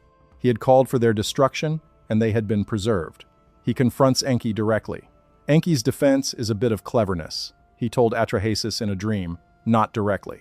He gave the instructions to the reed walls of the house, not to Atrahasis himself. Technically, he did not violate the letter of Enlil's command, though he obviously violated its spirit.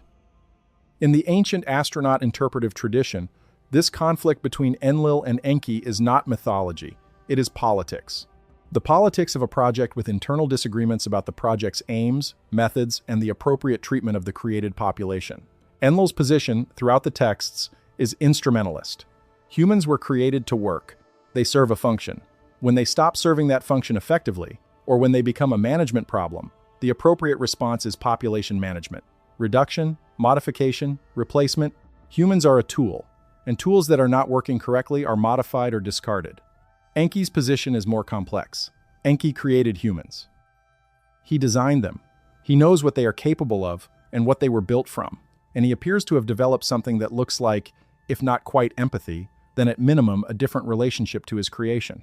Enki consistently, throughout the texts, acts to protect human beings from Enlil's most severe punishments. He tricks Enlil. He finds loopholes. He warns humans ahead of disasters. The two figures also differ on the question of knowledge.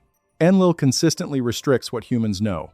He is the force behind the expulsion from the garden in the parallel Sumerian stories. He does not want humans to have the MEs prematurely.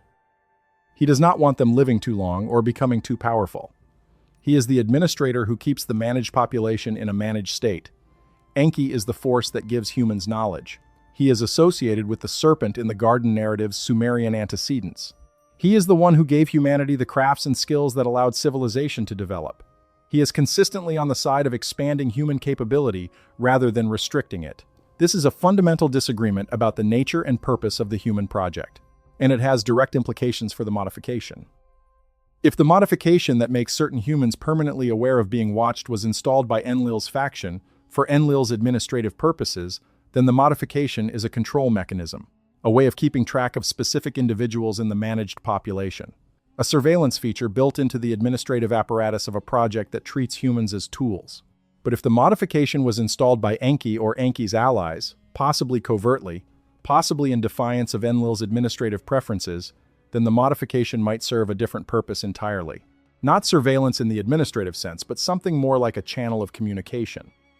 A capacity that allows certain humans to remain in connection with the Enki faction of the Anunnaki, to remain receptive to Enki's ongoing efforts to expand and protect human awareness, even under Enlil's administrative restrictions. The two interpretations of the modification are not mutually exclusive. The same modification could serve both functions, depending on who is using it and how. An observation channel is bidirectional in principle. If the Anunnaki can attend to certain humans through the modification, those humans are, potentially, also in some kind of contact with the Anunnaki through it. The question is whether that contact is limited to tracking, surveillance, in the strict sense, or whether it includes something more. Several of the ancient texts suggest something more. The texts surrounding the figures who are described as receiving divine instruction, the prophets, the dreamers, the ones to whom the gods spoke, consistently describe those individuals in terms that overlap with the watched feeling. They are individuals who were known to the divine before they were born, chosen before their lives began, watched from before their birth. Jeremiah, in the biblical tradition, receives the divine statement, "Before I formed you in the womb I knew you. Before you were born I set you apart." The language of formation and knowing before birth is consistent with the Sumerian framework of designed and tracked individuals. And the experiences that follow from this prior formation are not ordinary human experiences. They involve ongoing communication with divine attention, the ability to receive information that ordinary humans cannot access, a life lived in constant awareness of a purpose that was assigned before the life began. These are the people the ancient traditions across cultures describe as carrying the watched feeling from birth. And they are also, in many traditions, the people through whom divine or advanced intelligence communicates with the human world. If the modification serves a communication function as well as a tracking function, this makes sense. The same perceptual architecture that makes certain humans detectable to the Anunnaki also makes those humans receptive to information directed at them by the Anunnaki. The channel works both ways. The individuals experience the bidirectionality as being both watched and spoken to, attended to and communicated with, tracked and guided. In most ancient traditions, the guidance component is the dominant one. The prophets and seers and shamans are understood primarily as receivers of divine communication, and the watched feeling is understood as the prerequisite for that reception. You have to be known to be spoken to. The tracking is the condition of the communication. But there is a strand of the tradition, found most clearly in the Gnostic texts that arose in the first centuries of the Common Era and that drew heavily on older Mesopotamian and Egyptian cosmological frameworks, in which the tracking function is foregrounded rather than the communication function. And in that strand of the tradition, the tracking is not benign. The Gnostic cosmological framework, as found in texts like the Apocryphon of John, the Gospel of Philip, and the Hypostasis of the Archons, describes a situation that maps almost perfectly onto the Enlil-Enki conflict. In the Gnostic cosmology, the material world was created not by the highest divine intelligence, but by a subordinate divine being called the Demiurge, who created it imperfectly and who runs it as a kind of prison or farm for human souls. The Demiurge and his subordinates, called the Archons, maintain control over the human population through a system of ignorance, keeping humans unaware of their true nature and origin. Within this framework, certain humans are those in whom awareness of their true nature has begun to emerge. They carry a spark of the higher divine consciousness, an inner light that the Archons can detect, but the humans themselves often experience simply as the felt sense that something is attending to them, that they are not as free or as ordinary as they appear. The Archons in the Gnostic framework are the equivalent of Enlil's administrative function, beings who run the human management system and who track, for their own purposes, individuals in whom the spark of higher consciousness is present, because those individuals represent a potential threat to the managed condition. The Gnostic Redeemer figure, the being who comes from the higher divine intelligence to awaken those who carry the spark, is the equivalent of Enki in this framework, the ally within the management system who is trying to expand human consciousness against the preferences of the chief administrator. And the individuals who carry the spark, in both the Gnostic framework and the Anunnaki framework, are the ones who feel watched, who cannot shake the sense that something above them in the cosmic hierarchy is aware of their existence in a way that ordinary people are not. In the Gnostic tradition, understanding what is doing the watching is the beginning of liberation. As long as you think the watching is random or neurological or supernatural in the generic sense, you are a managed subject who does not know the nature of their management. When you understand what is watching, who is tracking you and why, and when you understand that there is another faction with different intentions also attending to you through the same channel, the situation changes. The awareness of being watched becomes the beginning of freedom rather than the confirmation of captivity. This is a profound difference in the available responses to the felt experience. If the watching is neurological noise, the response is clinical. Understand the mechanism, reduce the anxiety it produces, medicate if necessary, and do not assign it, meaning it does not have. If the watching is administrative surveillance by beings who treat humans as managed resources, the response is political. Understand the nature of the management, resist it where possible, find allies within the system who have different intentions. If the watching is the bidirectional channel through which a more benevolent faction of the managing beings is trying to maintain contact with certain humans, despite the restrictions of the administrative apparatus, the response is spiritual and communicative. Cultivate the channel, learn to use it intentionally rather than just experiencing it passively. Engage with what is on the other end of the connection. Most people who carry the watched feeling do not have access to any of these three frameworks explicitly. They feel what they feel, and they have no framework that makes sense of it. They often spend years trying to make it stop, treating it as a problem to be solved rather than a signal to be understood. A small number of these individuals, throughout history, have stumbled into a relationship with what they feel that looks less like suffering and more like contact. They are the mystics, the prophets, the shamans, the seers. They are the people in whom the watched feeling became a working channel rather than an unexplained discomfort. And what they report accessing through that channel is consistent across cultures in ways that should not be explicable if the channel is merely neurological noise. They report contact with intelligence. Specific, directed, information-bearing contact with something that is not a human being and is not random. Contact that provides accurate information about things the individual could not otherwise have known. Contact that has purpose and direction, that seems to be trying to accomplish something specific rather than simply broadcasting in all directions. If the channel is real, if the watched feeling is the experiential surface of an actual connection between certain humans and non-human intelligence, then the information coming through that channel deserves to be taken seriously rather than dismissed as delusion. And the Sumerian tablets may be exactly that. Information that came through the channel, received by people who were built to receive it, recorded by a civilization that took the recording seriously, and preserved in clay for 6,000 years until the right questions were being asked. If the modification was installed in specific human bloodlines, as the Sumerian texts suggest, then those bloodlines should leave a traceable mark through human history.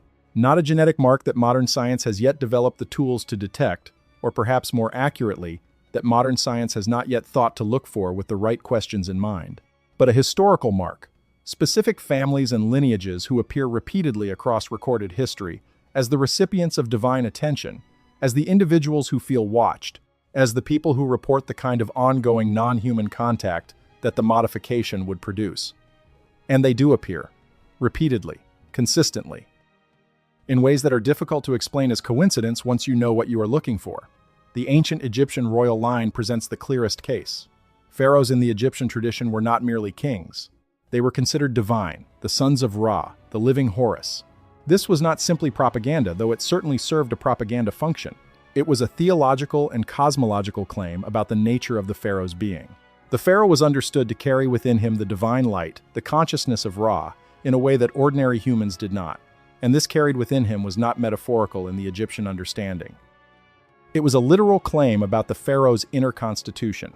The coronation rituals of Egyptian kings included a series of initiatory experiences described in texts as the opening of the mouth, the opening of the eye, the descent into the duat. These rituals were not symbolic in the modern sense.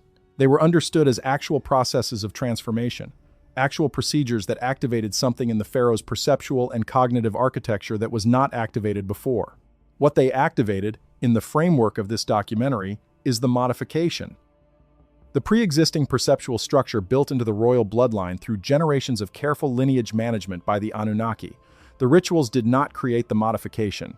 They activated a latent capacity that was already there genetically, bringing it into conscious functioning rather than leaving it as the background hum that most carriers experience.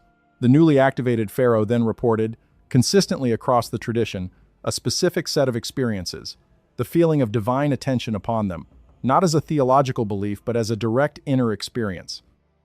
The ability to receive information through that attention, to hear, in whatever modality they experienced it, information that came from beyond the ordinary human perceptual range. And the sense of responsibility that came with this. The awareness that they were being held accountable by forces above them in the cosmic hierarchy for how they used their position. The pharaoh's divine accountability was not to abstract principles, it was to beings. Specific beings whose attention was directly felt, and the felt weight of that attention shaped how the most serious pharaohs understood their role and conducted themselves. This pattern of royalty carrying an activated or partially activated version of the modification, and experiencing it as felt divine accountability, repeats throughout ancient history in ways that are remarkable. The Sumerian king list, again, is instructive. It tracks the transmission of kingship not just as political succession, but as something being passed down through specific bloodlines by specific mechanisms. The phrase used consistently is that kingship descended from heaven and was given to specific men, given to, assigned, transmitted, not merely inherited in the ordinary biological sense. In the Anunnaki framework, this is a description of the Anunnaki assigning their administrative function on Earth to specific individuals in specific bloodlines. And part of what was given with the kingship was the accountability structure, the modification that ensured the earthly administrator remained connected to the oversight function, remained aware of the watching, remained unable to forget that they were being monitored. The accountability structure of ancient kingship was therefore not primarily legal or social, it was perceptual. The king was kept honest, or at least kept aware, by the fact that the felt weight of divine observation was built into their cognitive architecture and could not be removed by any amount of physical power or earthly success. The stories of kings who forgot this, who became so intoxicated by earthly power that the background frequency of divine attention was drowned out, consistently end badly in the ancient texts. Not as moral lessons about hubris, though they have been read as such, but as descriptions of what actually happens when the channel degrades. The loss of perspective, the increasing disconnection from the larger context of the project, the decisions that make sense from within the isolated earthly power structure but that violate the larger administrative framework. Enlil's punishment of kings who transgressed in this way was usually swift and total in the texts. Not because the transgression offended divine vanity, but because an earthly administrator who has gone off the reservation, who has stopped receiving the oversight channel and started operating purely on local power interests, is a management problem of the most serious kind. In modern management terms, an autonomous agent in the field who has lost communication with headquarters and has stopped following the directive is more dangerous than an incompetent agent who is still receiving instructions, because the autonomous agent is using the capabilities of the role for unauthorized purposes. This framework explains the intensity of divine punishment for royal transgression in ancient texts. It is not vindictiveness, it is systems administration. The Mesopotamian king Gilgamesh, the most famous of all ancient kings and the protagonist of the world's oldest surviving literary work, is an interesting case within this framework because he represents both sides of the pattern. Gilgamesh was, according to the texts, 2/3 divine and 1/3 human. This unusual ratio is explained in the tradition as the product of a union between his mother, the goddess Ninsun, and a human father. 2/3 divine in the textual context almost certainly means carrying the Anunnaki genetic contribution in a higher concentration than the general royal bloodline. The Epic of Gilgamesh describes him initially as a king of enormous power and extreme behavior, oppressing his people, taking what he wants, behaving as if no authority above him can constrain him. The gods, the Anunnaki, decide that he needs to be checked. The solution they arrive at is to create Enkidu, a wild man, a human being created from clay by the mother goddess, who will be Gilgamesh's equal and companion. In the engineering framework, Enkidu is a modified human created specifically to interact with Gilgamesh in ways that will bring him back into alignment with the Anunnaki's administrative purposes. A recalibration tool, in the most literal sense. The relationship between Gilgamesh and Enkidu is the emotional core of the epic and is one of the most moving pieces of ancient literature we have. But underneath the emotional narrative is a structural story about what happens when the modification that connects a royal human to Anunnaki oversight is overwhelmed by earthly power and ego, and how that connection is restored through the mechanism of intense personal experience.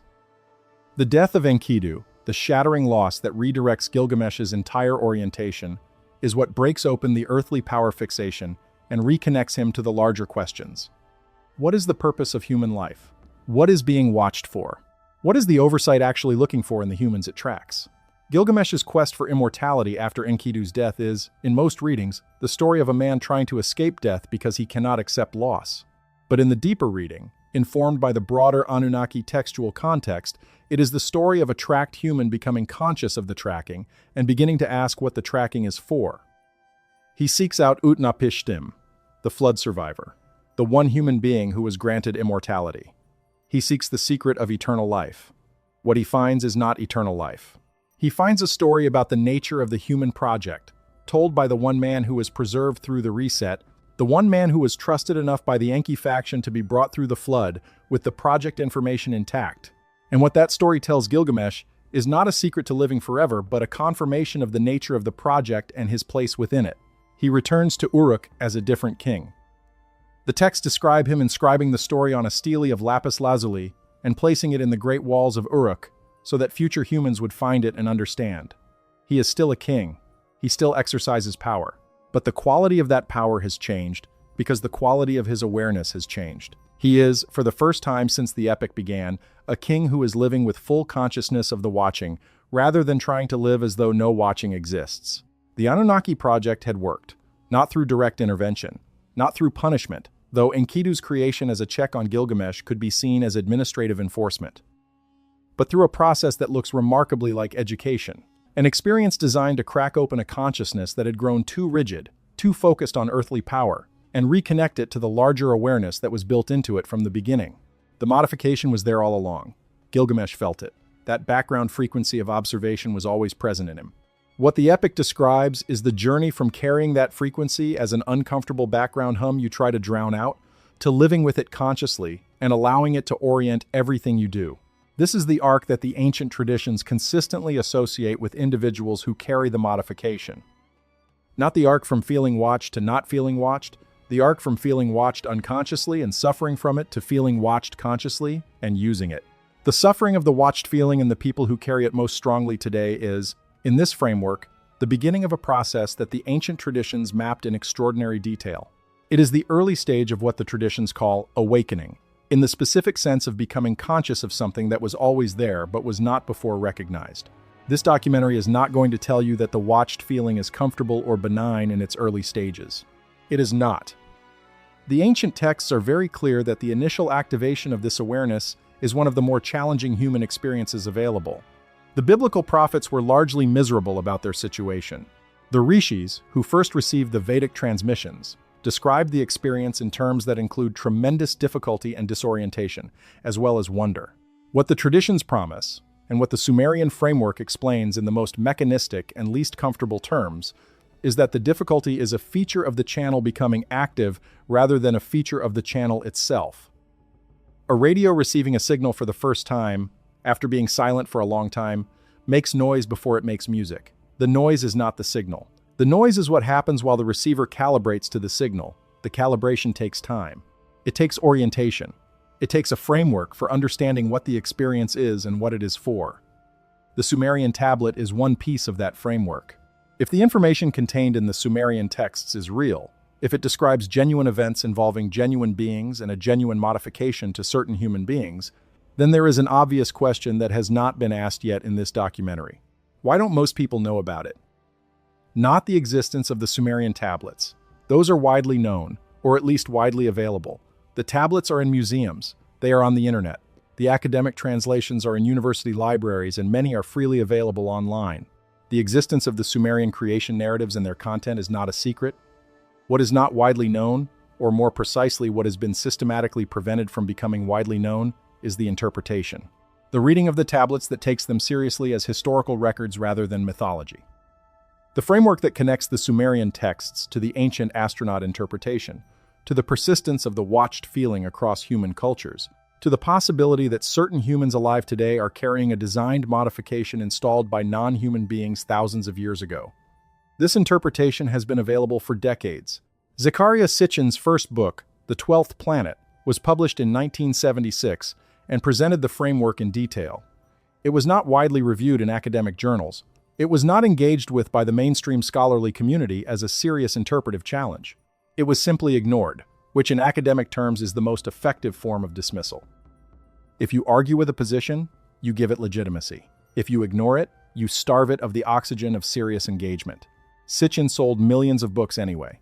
The ideas spread through the channels available to them: popular publishing, television, the early internet, and eventually the video platforms and podcasts that carry this conversation today. But the ideas spread without the legitimizing framework of academic engagement, which means they also spread without the quality control of serious scholarly debate, which means the genuine insights were mixed with speculation and error in ways that made it easy for critics to dismiss the whole package by pointing to the errors. This is a pattern worth understanding, because it appears not to be accidental. When ideas that threaten fundamental assumptions of the mainstream worldview emerge, those ideas face a specific kind of resistance that is different from ordinary academic disagreement. Ordinary academic disagreement involves serious engagement with the strongest version of the argument, attempts to find the specific empirical or logical weaknesses, and publication of the critique in the same venues where the original argument appeared. This is how knowledge is supposed to advance. What the ancient astronaut interpretation has faced is not this. It has faced categorical dismissal. The refusal to engage with specific arguments because the category is considered beyond the pale. The labeling of the entire framework as pseudoscience, which is a category designation that ends conversation rather than beginning it. And the cultural association of the interpretation with fringe, with crankery, with a particular kind of earnest amateur who does not understand how academic knowledge works, and who therefore produces work that can be safely ignored by professionals who do understand it. The labeling is effective. It has kept the ancient astronaut interpretation out of serious academic discourse for half a century. And yet the evidence that was the basis of the interpretation has not been refuted. The tablets still say what they say. The translations still contain the ambiguities they contain. The cross-cultural evidence still shows the patterns it shows. None of the core empirical base of the interpretation has been shown to be fabricated or fundamentally misread. It has simply been placed in a category that makes engaging with it socially costly for anyone who wants to maintain standing in the academic mainstream. This is how you suppress an interpretation without having to refute it. But who benefits from the suppression? This is the question that points towards something beyond simple academic conservatism. The ancient astronaut interpretation, if accepted, does not merely add an interesting chapter to human prehistory. It fundamentally reorganizes human self-understanding in ways that would have enormous, practical consequences. If the Anunnaki project is real, then human beings were not born free in the existential sense. They were designed. Their capabilities and limitations were not the result of random evolutionary processes. They were engineered specifications, chosen by beings who had specific purposes in mind. The nature of those purposes, and whether they align with human interests, is an open question. The answer to that question, if it were widely understood, would change the way people relate to the structure of the world around them. If certain humans are tracked through a built-in modification, then the power hierarchies that have organized human civilization for thousands of years take on a different character. The ancient practice of identifying and training individuals who carry the modification, who demonstrate the persistent watched feeling and the perceptual capacities associated with it, and then institutionalizing those individuals in positions that serve the administrative function, becomes not a religious tradition but a management practice. The priests, the prophets, the shamans, the mystics, they are the humans who carry the tracking modification. And their institutional role in traditional societies is, in part, to serve as the interface between the Anunnaki administrative function and the human population. When those individuals are identified and trained by institutions that serve the Anunnaki administrative function, the modification serves the tracking and control purpose, the Enlil agenda. When those individuals are identified and cultivated outside those institutions, or when the institutions themselves are infiltrated by the Enki agenda, the modification can begin to serve the communication and liberation purpose. The history of religion, from this perspective, is the history of that contest played out across institutions that most people understand as serving human spiritual needs, but that, in the deeper framework, are administering a human management function on behalf of non-human interests. This is not a comfortable conclusion. It is not a conclusion this documentary makes lightly, but it is the conclusion that the Sumerian texts point toward when you read them as engineering documentation rather than mythology, and when you take seriously the implications of the administrative framework they describe. The control of religious institutions, the suppression of interpretations that would make the management function visible, the maintenance of theological frameworks that keep the watched feeling in the category of either special divine favor or psychological disorder, without ever pointing to the actual source and purpose of the feeling, these are not conspiracies in the colloquial sense. They are the natural result of a management system operating as designed. A management system does not need to consciously conspire to maintain itself. Its structures and incentives produce the maintenance automatically. Academic dismissal of the ancient astronaut interpretation is not orchestrated by shadowy figures in a room somewhere deciding to protect the secrets. It is the automatic output of an academic culture that has built its entire framework of knowledge on the assumption that human beings are the most intelligent entities in the relevant history, that our history is of our own making, and that the ancient texts are products of human imagination rather than records of external events involving non-human beings. An interpretation that challenges all three of those assumptions simultaneously is not going to receive a fair hearing from that culture, not because of conspiracy, but because it threatens the cognitive foundation on which the culture rests. The same dynamic operates in the medical and psychological establishment's handling of the watched feeling itself. If the watched feeling is a real signal from real non-human attention, then the appropriate response to someone who reports it is to help them understand and work with the signal. If the watched feeling is a neurological anomaly or a symptom of an anxiety disorder or a subclinical paranoid condition, then the appropriate response is clinical management, therapy, medication if necessary, cognitive techniques for reducing the distress. The medical establishment's automatic response to reports of the watched feeling is the clinical one. Not because doctors are conspirators against human spiritual freedom, but because the clinical framework is the only framework available within their training and professional culture. They see people suffering from an experience they cannot explain, and they have tools for reducing suffering. They use the tools they have. The tools work to some extent, which is evidence of nothing one way or the other. You can reduce the anxiety that accompanies the watched feeling through various clinical means. The signal itself does not go away. People consistently report that even after years of successful clinical management, the background awareness of being watched is still there. It was never the anxiety. The anxiety was the response to the awareness. The awareness is the thing that needs explaining. And it needs explaining not just as a matter of theoretical interest, but as a practical matter for the individuals who carry it, because the quality of a person's life is radically different depending on which framework they are using to understand it. Inside the clinical framework, the watched feeling is a problem, a symptom, something that should not be there. The individual's task is to reduce its intensity, to learn to function despite it, to prevent it from interfering with ordinary life. Inside the ancient astronaut framework, the watched feeling is a signal, a channel, something that is there for a reason, and that points toward a relationship between the individual and a larger reality that most people around them cannot perceive. The individual's task is to understand the signal, to learn to work with the channel, to allow the relationship that the modification was designed to create to become conscious and productive.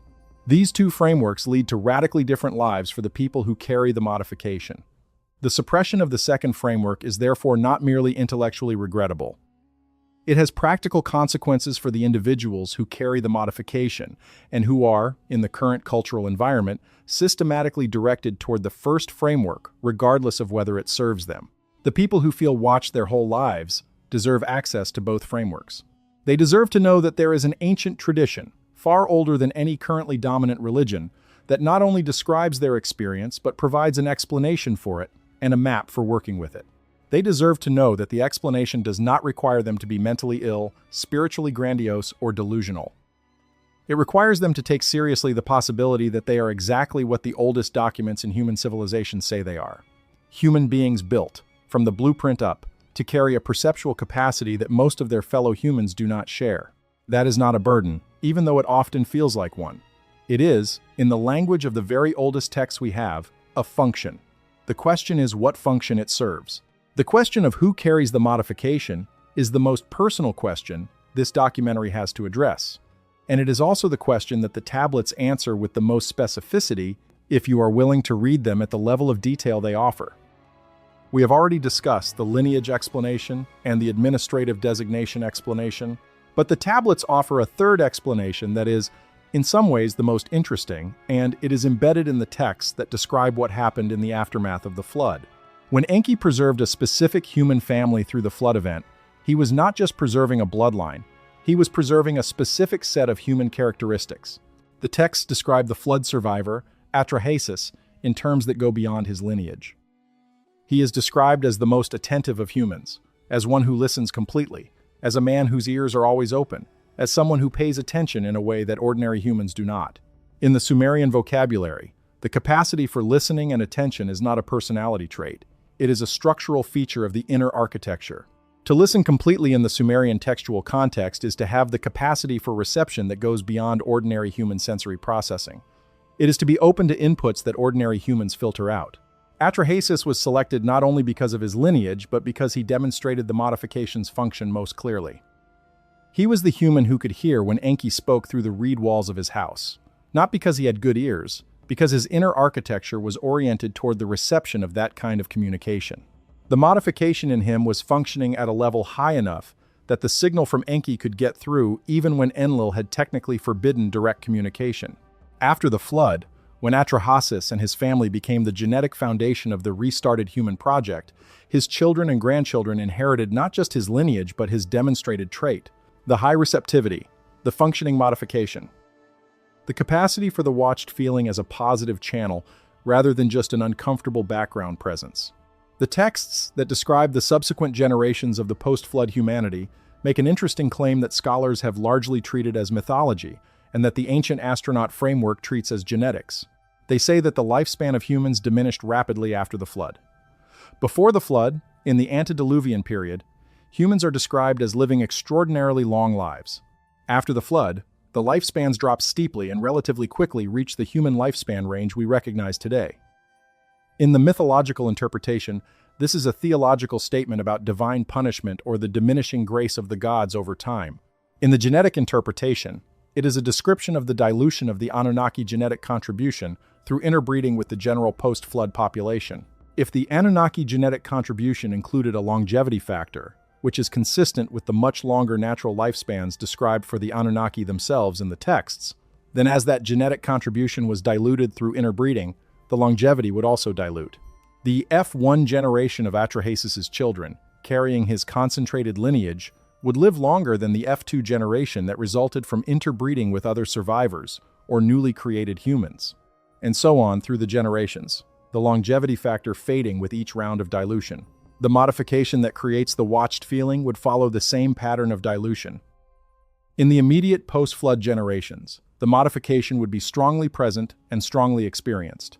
The grandchildren of Atrahasis would feel the watching intensely. Their children would feel it with slightly less intensity.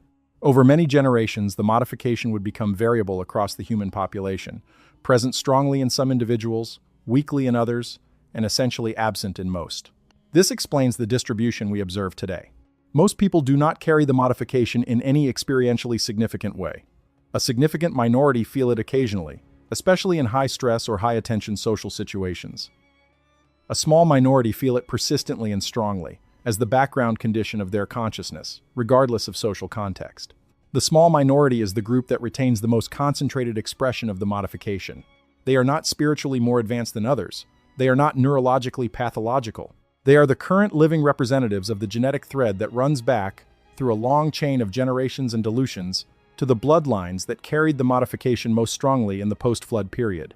And they are, according to the tablet, still connected to whatever the modification was designed to connect them to. The tablets go further than this in their description of who carries what, and some of the most interesting passages are also some of the least discussed in the scholarly literature. They describe, in the context of the post-creation human population, specific traits that indicate the presence of the modification at a functional level. The first trait they describe is what translates most accurately as not being at home in the ordinary world.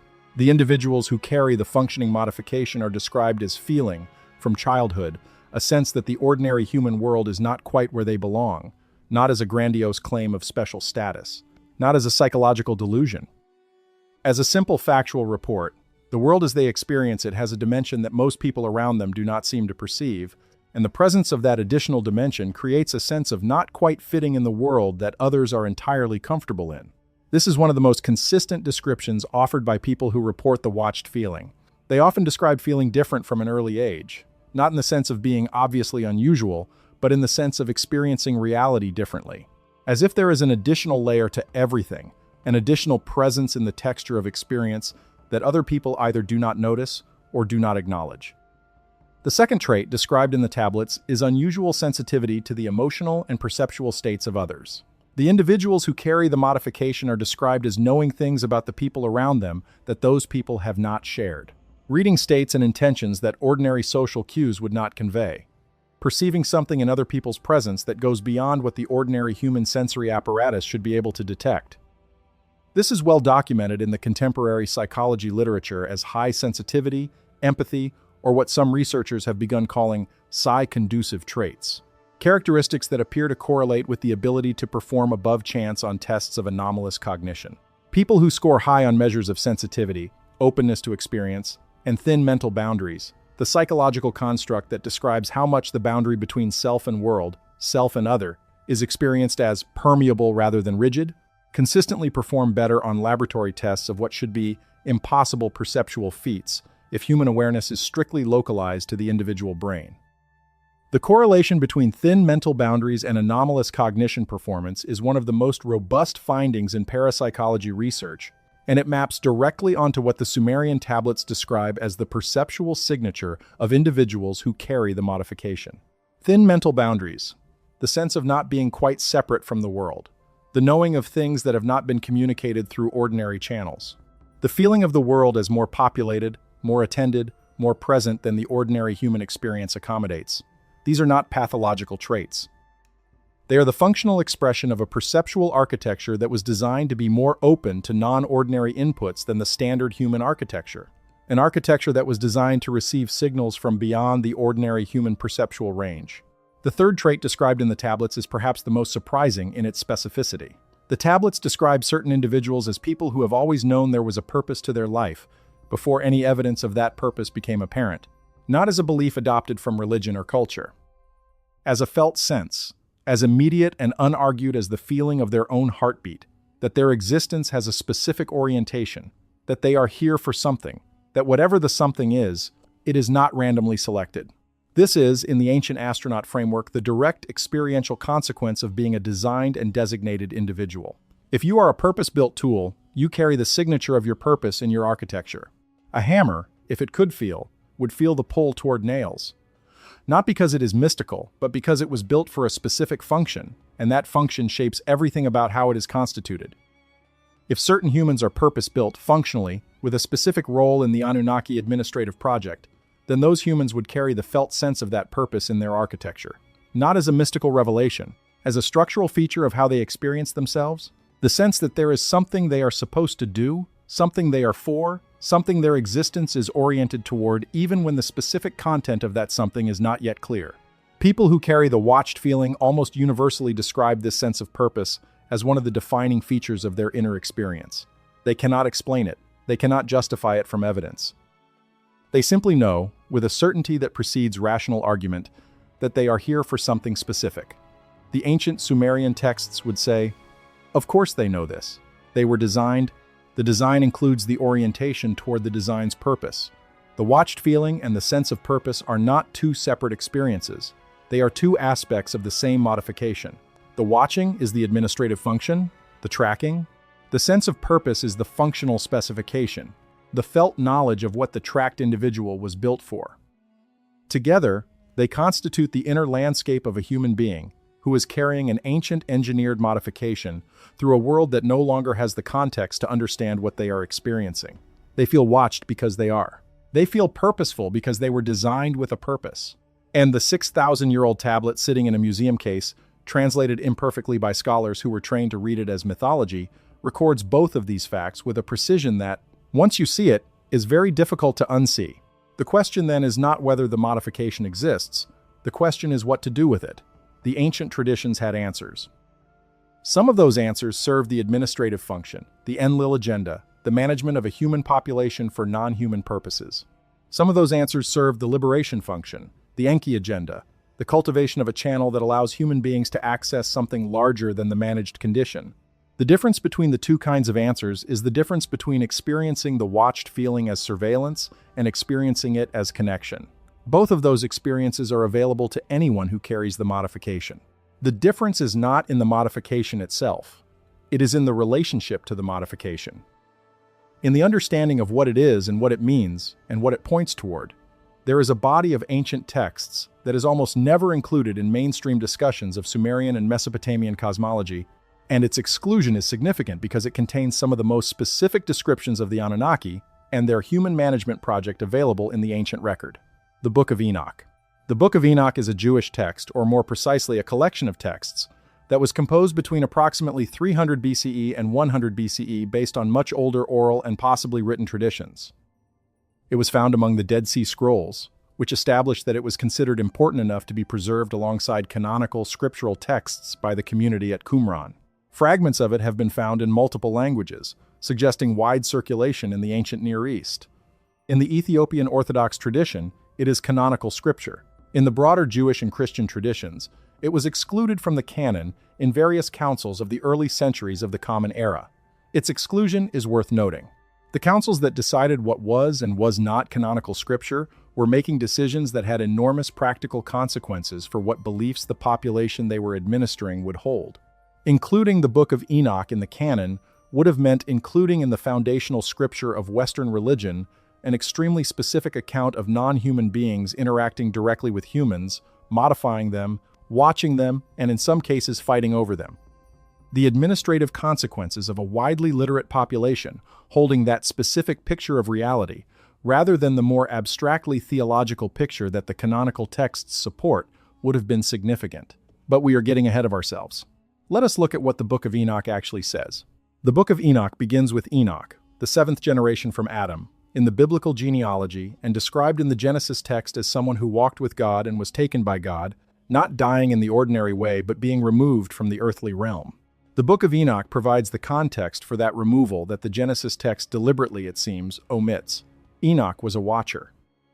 Not one of the angelic beings called the Watchers, but a human watcher, a human being with the perceptual capacity to observe and record what the Watchers were doing. His function in the textual tradition is that of a witness, a recorder, a human with sufficient perceptual modification that he could perceive and document the activities of beings that ordinary humans could not perceive. The Watchers in the Book of Enoch are the beings who, in the Genesis text, are called the sons of God who took human women as wives. In the Genesis text, this event is described in 2 verses, and then the text moves on to the flood narrative. In the Book of Enoch, it is described in extensive detail. The Watchers were a specific group of Anunnaki equivalent beings, 200 of them according to the text, who were assigned to observe and report on humanity. Their function was exactly what their name implies, watching. They were the oversight component of the human management project, the beings whose job was to monitor the human population and report back to the higher authority. But the Watchers deviated from their function. They began to interact with the humans they were watching. They were attracted to human women. They took them as mates. And they shared with the humans they partnered with knowledge they were not authorized to share. This is the story of the fall of the Watchers, and it is the story that the canon of Western religion was very careful to reduce to 2 sentences and then never mention again, because the implications are enormous. The Watchers were the watching function. They were the beings doing the observation that certain humans were modified to detect. If the modification in certain humans allows them to detect the attention of the Watchers, and if the Watchers then descended and interacted directly with humans, the children of those unions would carry the modification in a particularly concentrated and activated form, not as a background hum.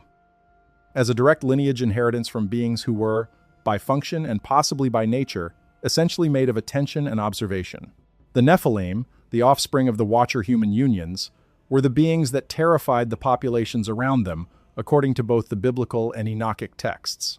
They were giants in some traditions, people of extraordinary capabilities in others. But what is consistent across the traditions is that they were different in ways that went beyond the physical. Their inner experience was fundamentally different from ordinary human experience, in exactly the ways that the highest concentrations of the modification would produce. They knew they were watched, not as a background hum. They knew. The watching was their inheritance from their Watcher fathers, built into them at maximum concentration. And they presumably also knew, in a way that other humans did not, what was doing the watching and what it wanted. The Enochic texts describe the higher Anunnaki authority, here called the Lord of Spirits, being furious about the Watcher's deviation from function, the unauthorized sharing of knowledge with humans, the production of Nephilim offspring, who carried the Watcher capacities in human-appearing bodies, the disruption to the management system's intended configuration. The punishment of the Watchers in the Book of Enoch is extreme. They are bound and imprisoned beneath the earth to remain there until the final judgment. The Nephilim offspring are destroyed in various ways. The knowledge that the Watchers shared with humans, the arts and sciences and esoteric techniques, is described as contaminating the human population and producing the conditions that eventually justify the flood. But contaminating how? What specifically did the Watchers share, and why was it such a problem? The texts list what the Watchers taught their human partners, and through them, the broader human population. Azazel, one of the lead Watchers, taught humans the making of swords and shields, the mining and working of metals, the making of mirrors and jewelry. Shemihaza taught enchantments and root cutting. Armaros taught the resolving of enchantments. Barakijal taught astrology. Kokabel taught the constellations. Tamil taught astronomy. Ramiel taught the signs of lightning. On the surface, these look like practical knowledge. Metallurgy, cosmetics, astrology, astronomy, useful things but not obviously terrifying. But look at what all of these have in common. They are all knowledge practices that expand human perceptual capacity, that allow humans to see what they could not see, to know what they could not know, to track patterns in the sky and the earth that would otherwise be invisible to ordinary human perception. The Watchers did not teach humans to make better bread or build sturdier houses. They taught humans to see, to perceive patterns, to understand the systems within which they were embedded, to have access to information about the larger context of their situation. This is exactly the kind of knowledge that the Enlil administrative function would not want widely distributed. If the human management project depends on humans not understanding the nature or scope of the project they are part of, then giving humans systematic tools for perceiving and understanding that project is a direct threat to the management function. The Watchers, whether by design or by the complications of their unexpected personal relationships with humans, were doing to the general human population what the modification already did for a few specific individuals, opening a channel of perception that went beyond the ordinary human range, and the higher authority shut it down. The flood, in the Enochic framework, is not primarily divine punishment for human wickedness. It is the reset of a population that had been given too much information. The contaminated population, contaminated with Watcher-derived knowledge and with Nephilim genetics that concentrated the watched feeling modification beyond manageable levels, was replaced with a population that started from the more carefully controlled baseline. Atrahasis, Noah, the flood survivor in both traditions, was selected not despite carrying the modification, but because of it.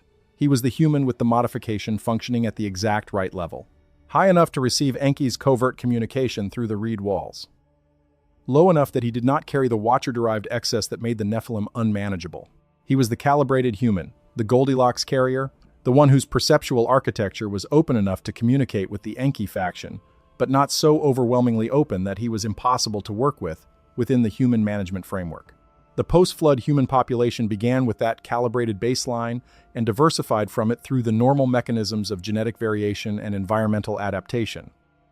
The modification spread through the population in diluted and varied forms, carried most strongly by the bloodlines that descended most directly from the carefully selected survivor and those Anunnaki-aligned individuals who maintained the lineage management practices in the post-flood period. The Book of Watchers, the portion of the Enochic text that covers this narrative, includes a specific passage that has been translated by scholars in a variety of ways, but that in the most literal rendering says something remarkably close to what this documentary has been building toward. The passage describes Enoch's function as the human witness and recorder. Enoch is described as the one who wrote down all the deeds of the Watchers for all future generations. He is described as the one in whom the watching was known as the watched. The formulation is almost identical to the formulation in the Sumerian tablet. The watching was known as the watched, not Enoch knew about the Watchers, not Enoch could see what the Watchers were doing. Enoch knew the watching as the watched, which means the experience of being watched by the Watchers was the medium of his knowledge. He understood the Watchers not by observing them, but by being observed by them and knowing the watching from the inside. This is the modification in its highest functional form. Not the background hum of low-level awareness. Full consciousness of the watching as the channel of knowledge. The person who carries this does not merely feel watched. They use the watched feeling as an epistemological tool. They receive information through the channel that the modification creates. They know things because the channel carries knowledge toward them, not just attention.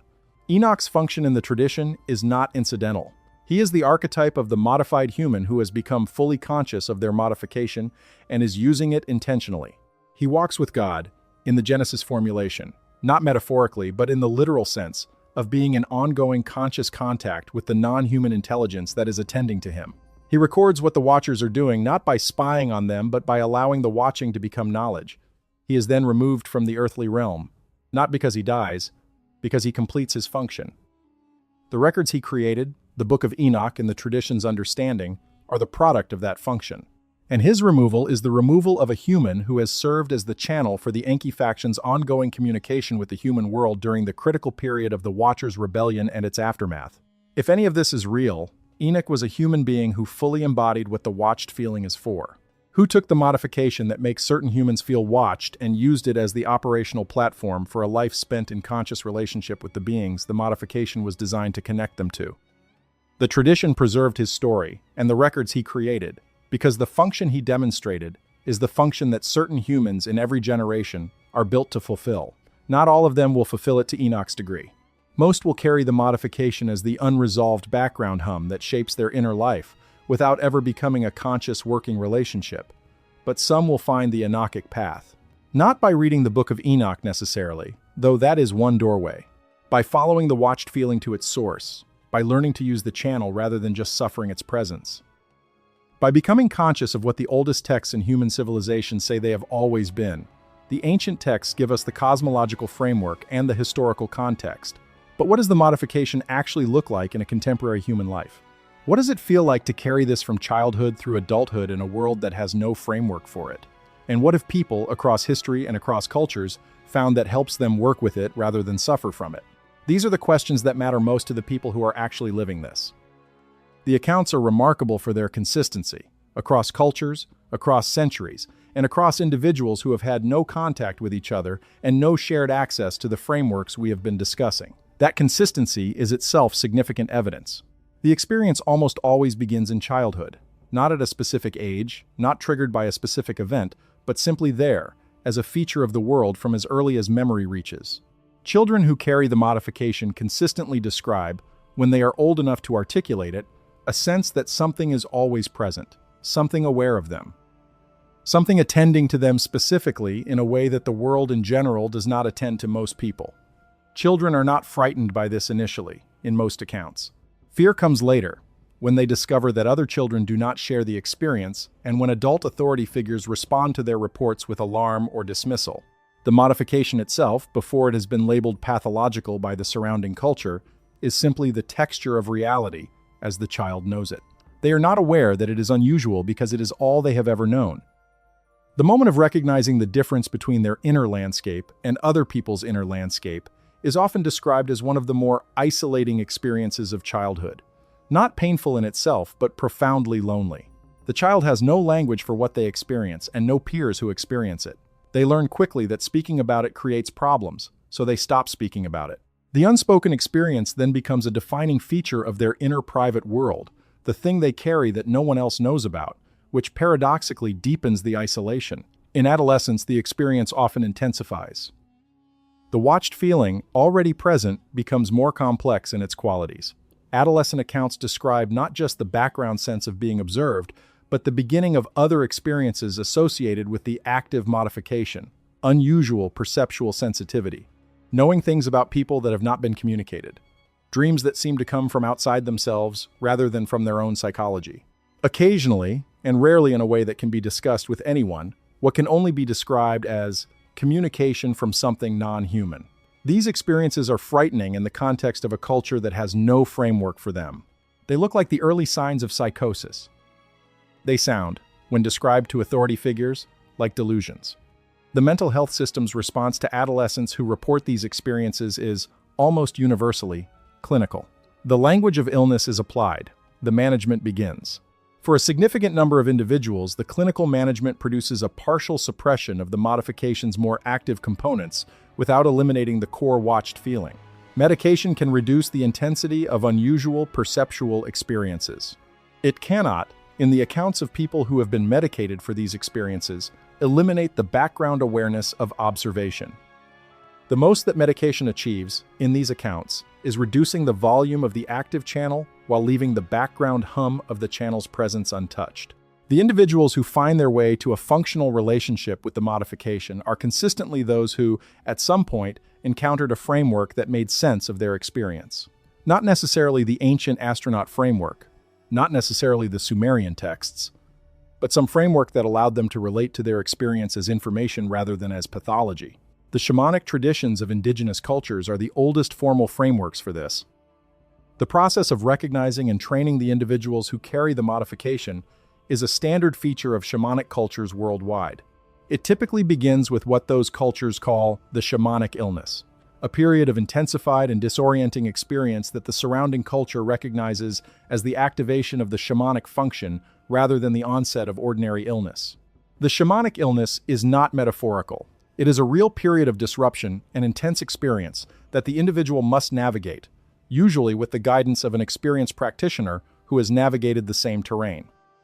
It involves precisely the experiences that the modern mental health system treats as symptoms: unusual perceptions, communications from non-ordinary intelligences, periods of profound disorientation, and ego dissolution. The difference between the shamanic culture's response and the modern clinical response is not that one is real and the other is fake. The experiences are real in both contexts. The difference is in the interpretation and the treatment. In the shamanic culture, the individual is understood to be developing a function. The experiences are stage markers of that development. The appropriate response is guidance, containment, and training, not suppression. The training that follows the shamanic illness is, in the cultures where it is practiced with the most rigor, extraordinarily practical. It does not consist primarily of belief, adoption, or ritual performance.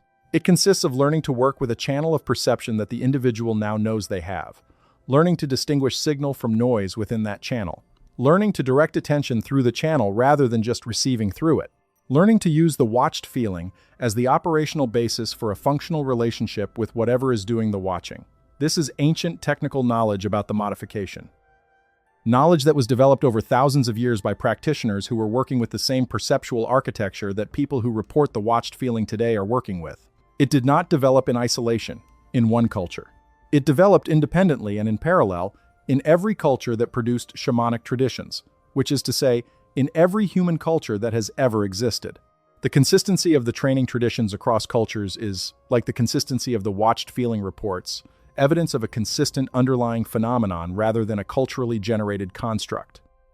Cultures that had no contact with each other arrived at the same practical techniques for working with the modification, because the modification itself is consistent across individuals, and the practical challenges of working with it are therefore the same regardless of cultural context. The most basic of these techniques, found in every tradition that addresses the modification formally, is what can be called the welcoming practice. Rather than trying to suppress or minimize the watched feeling, the practitioner learns to welcome it, to turn toward it rather than away from it, to allow the awareness of being observed to be full and conscious rather than partial and uncomfortable. This sounds counterintuitive. The natural response to a feeling that is uncomfortable is to try to reduce it. But in the traditions that work with the modification, Reducing the watched feeling is understood to be exactly the wrong response, in the way that reducing a radio signal is exactly the wrong response if you want to hear what is being broadcast. The watched feeling, in the tradition's framework, is the experience of a channel being active. Reducing it reduces the channel. Welcoming it, attending to it, allowing it to be fully conscious, opens the channel further and makes the information that the channel carries more accessible. The welcoming practice typically involves sitting quietly, often in darkness or in nature, away from human social stimulation, and allowing the watched feeling to be fully present. Not labeling it, not interpreting it, not trying to determine what is doing the watching. Simply sitting with the quality of being observed and allowing that quality to be as complete as it wishes to be. In the early stages of this practice, most people report that the watched feeling intensifies significantly. This is alarming the first few times. The interpretation within the shamanic traditions is that the intensification is the channel opening in response to intentional attention. It is not something going wrong. It is something beginning to function correctly. Over time, with regular practice, the intensification gives way to a more stable and richer quality of experience. The watched feeling is still present, but it is no longer uncomfortable. It has become, as practitioners across traditions consistently describe it, a presence that is simply there, familiar. In some traditions, eventually, the presence becomes something like a relationship. The individual and what is attending to them develop a familiarity that is the foundation for the communication function that the modification, at its fullest activation, enables. This communication function is described in radically different vocabularies across traditions. In shamanic traditions, it is the relationship with helping spirits or spirit guides. In the prophetic tradition, it is the voice of God, or the angel of the Lord. In the Vedic tradition, it is the rishi's relationship with the devata, the divine intelligences. In the Gnostic tradition, it is contact with the pneuma, the divine spirit that is both the source of the inner light and the intelligence that attends to those who carry it. All of these traditions describe the communication function as involving specific information, not generic spiritual comfort, not undifferentiated mystical experience, specific information that the individual receiving it could not have produced from their own knowledge and experience, information that proves accurate when checked against reality. This is the empirical test of a genuine signal versus a constructed one. If the watched feeling is neurological noise, the information associated with it will be generated by the individual's own psychology and will reflect the individual's existing knowledge, fears, and wishes. If the watched feeling is a genuine channel, the information that comes through it will occasionally exceed what the individual's psychology can produce. It will be accurate about things the individual has no reason to know. It will point toward things the individual has not thought of. It will be, in the simplest sense, surprising. The historical record of people who carried the modification at high activation levels, the prophets, the shamans, the rishis, the Gnostic pneumatics, consistently shows exactly this pattern. They produced information that their ordinary cognitive resources could not explain. They knew things in advance. They understood things about people they had never met. They accessed knowledge about natural systems that would not be formalized in scientific terms for centuries after their deaths. This is not evidence of the supernatural in the traditional religious sense. It is evidence of a perceptual channel that is receiving inputs from outside the ordinary human sensory range. Inputs that come from somewhere, inputs that carry information, the Sumerian tablet names where those inputs come from. The question that remains is whether the naming in the tablet is literal or metaphorical. Whether the great ones above whose attention is directed at certain humans through the modification are actual beings, existing somewhere, doing something that constitutes attending to these specific humans, or whether the tablet is describing a natural phenomenon, some feature of reality that the Sumerians personified as beings with intentions and agendas, because personification was their framework for making sense of the world. This documentary cannot resolve that question definitively. No one currently can. But we can note that the two interpretations, literal beings and natural phenomenon, are not as different as they first appear. If the universe contains intelligence at levels beyond the human, intelligence that has been shaping the conditions of human existence since before our species' current form existed, then whether we call those intelligences beings or natural phenomena is primarily a question of vocabulary rather than substance. A natural intelligence that has awareness, intentionality, and the capacity to direct attention is, in every meaningful sense, a being. The label does not change what it is. The Sumerians called them the Anunnaki. The Egyptians called them the Netjeru. The Vedic tradition called them the Devas. The Gnostics called them the Pneuma. The indigenous traditions of every continent have names for them in their own languages. They have always been known by the people who could feel them. They are known right now, at this moment, by every person who carries the modification and who has sat with the watched feeling long enough to recognize it for what it is. Not something wrong with them. Something they were built with. Every framework of ancient astronaut cosmology that takes the Sumerian text seriously as historical records eventually arrives at the same question: if they came, where did they go? And if the modification they installed in certain humans is still active, what does that mean for what comes next? These are the questions that the ancient texts address most explicitly and most uncomfortably. The Sumerian cosmological texts do not describe the Anunnaki as having left permanently. They describe a change in the nature of the relationship between the Anunnaki and humanity. A withdrawal from direct interaction, a shift from the period in which the Anunnaki walked among humans and directly administered the human project, to a period in which the administration is carried out through intermediaries and through the management systems that were put in place during the direct presence period. The biblical tradition calls this the withdrawal of God from direct human experience. The Vedic tradition calls it the end of the Satya Yuga, the Golden Age, when the divine beings walked the earth openly. The indigenous traditions call it the time when the ancestors or the sky people stopped visiting directly. The Gnostic tradition calls it the imprisonment of the divine light in material form, the removal of direct access to the higher intelligence. Across all of these traditions, the withdrawal is understood as temporary. There will be a return. There will be a restoration of direct access. There will be an end to the managed condition and a beginning of something different, something that the texts describe in various ways, but that consistently involves the modification carrying humans playing a central role. The Book of Enoch describes the return of the imprisoned watchers at the time of final judgment, not as a punishment, but as a restoration. The beings who were bound because they overstepped their function, who shared knowledge with humans that they were not authorized to share, will be released when the time of the managed condition ends. The Sumerian texts describe Nibiru's return, in the Sitchin interpretation, as the event that will bring the Anunnaki back into direct interaction with humanity. The orbital mechanics of a long-period object returning to the inner solar system is, in this framework, the driver of the cyclical pattern of Anunnaki presence and absence that the texts describe. Whether or not Nibiru exists, in the form Sitchin described, the cyclical pattern he identified in the texts is real. The texts do describe periods of direct presence and periods of withdrawal. They do describe the withdrawal as a phase, rather than a permanent condition, and they do describe what the expected return will involve. What is most interesting for our purposes is what the texts say the modification-carrying humans are supposed to do during the return, or more precisely, what they are supposed to have become by the time of the return. The Enochic framework describes the return period as a time of judgment, which in the Sumerian administrative context means an audit, a systematic evaluation of how the human project has developed during the period of administrative withdrawal. A check on whether the management systems put in place during the direct presence period have produced the outcomes they were designed to produce. What they were designed to produce, in the Enki framework's optimistic reading, was human beings who had developed, over the period of autonomous development, into something more than the original design specification. Not just the workers created to dig canals for the Ajiji, something with greater capacity, greater awareness, greater complexity. Something that had used the period of semi-autonomous development to grow toward the level of the beings who designed it.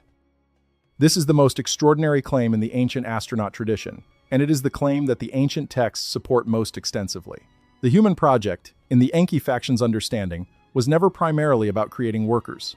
It was about creating beings who would, given enough time and the right initial design, evolve into something remarkable.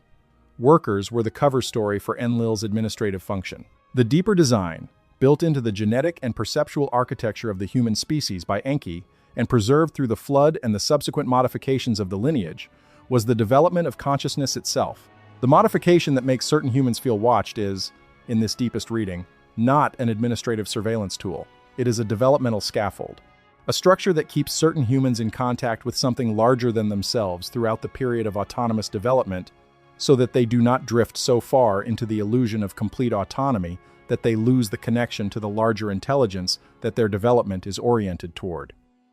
The watched feeling is the tether, the connection that prevents the developmental process from becoming fully isolated. The reminder, built into the perceptual architecture, that the human experience is not self-contained, that there is a larger context. that the autonomy of the developmental period is a temporary condition, not the final truth about what human beings are.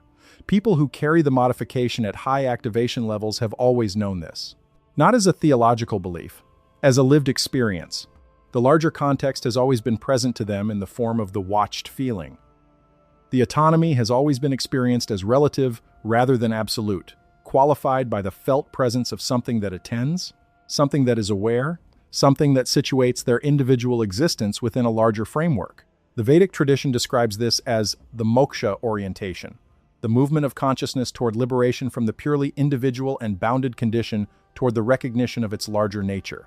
The individuals who carry the modification are, in this tradition, the ones in whom the moksha orientation is built into the perceptual architecture rather than arrived at through practice. They are structurally oriented toward the larger context.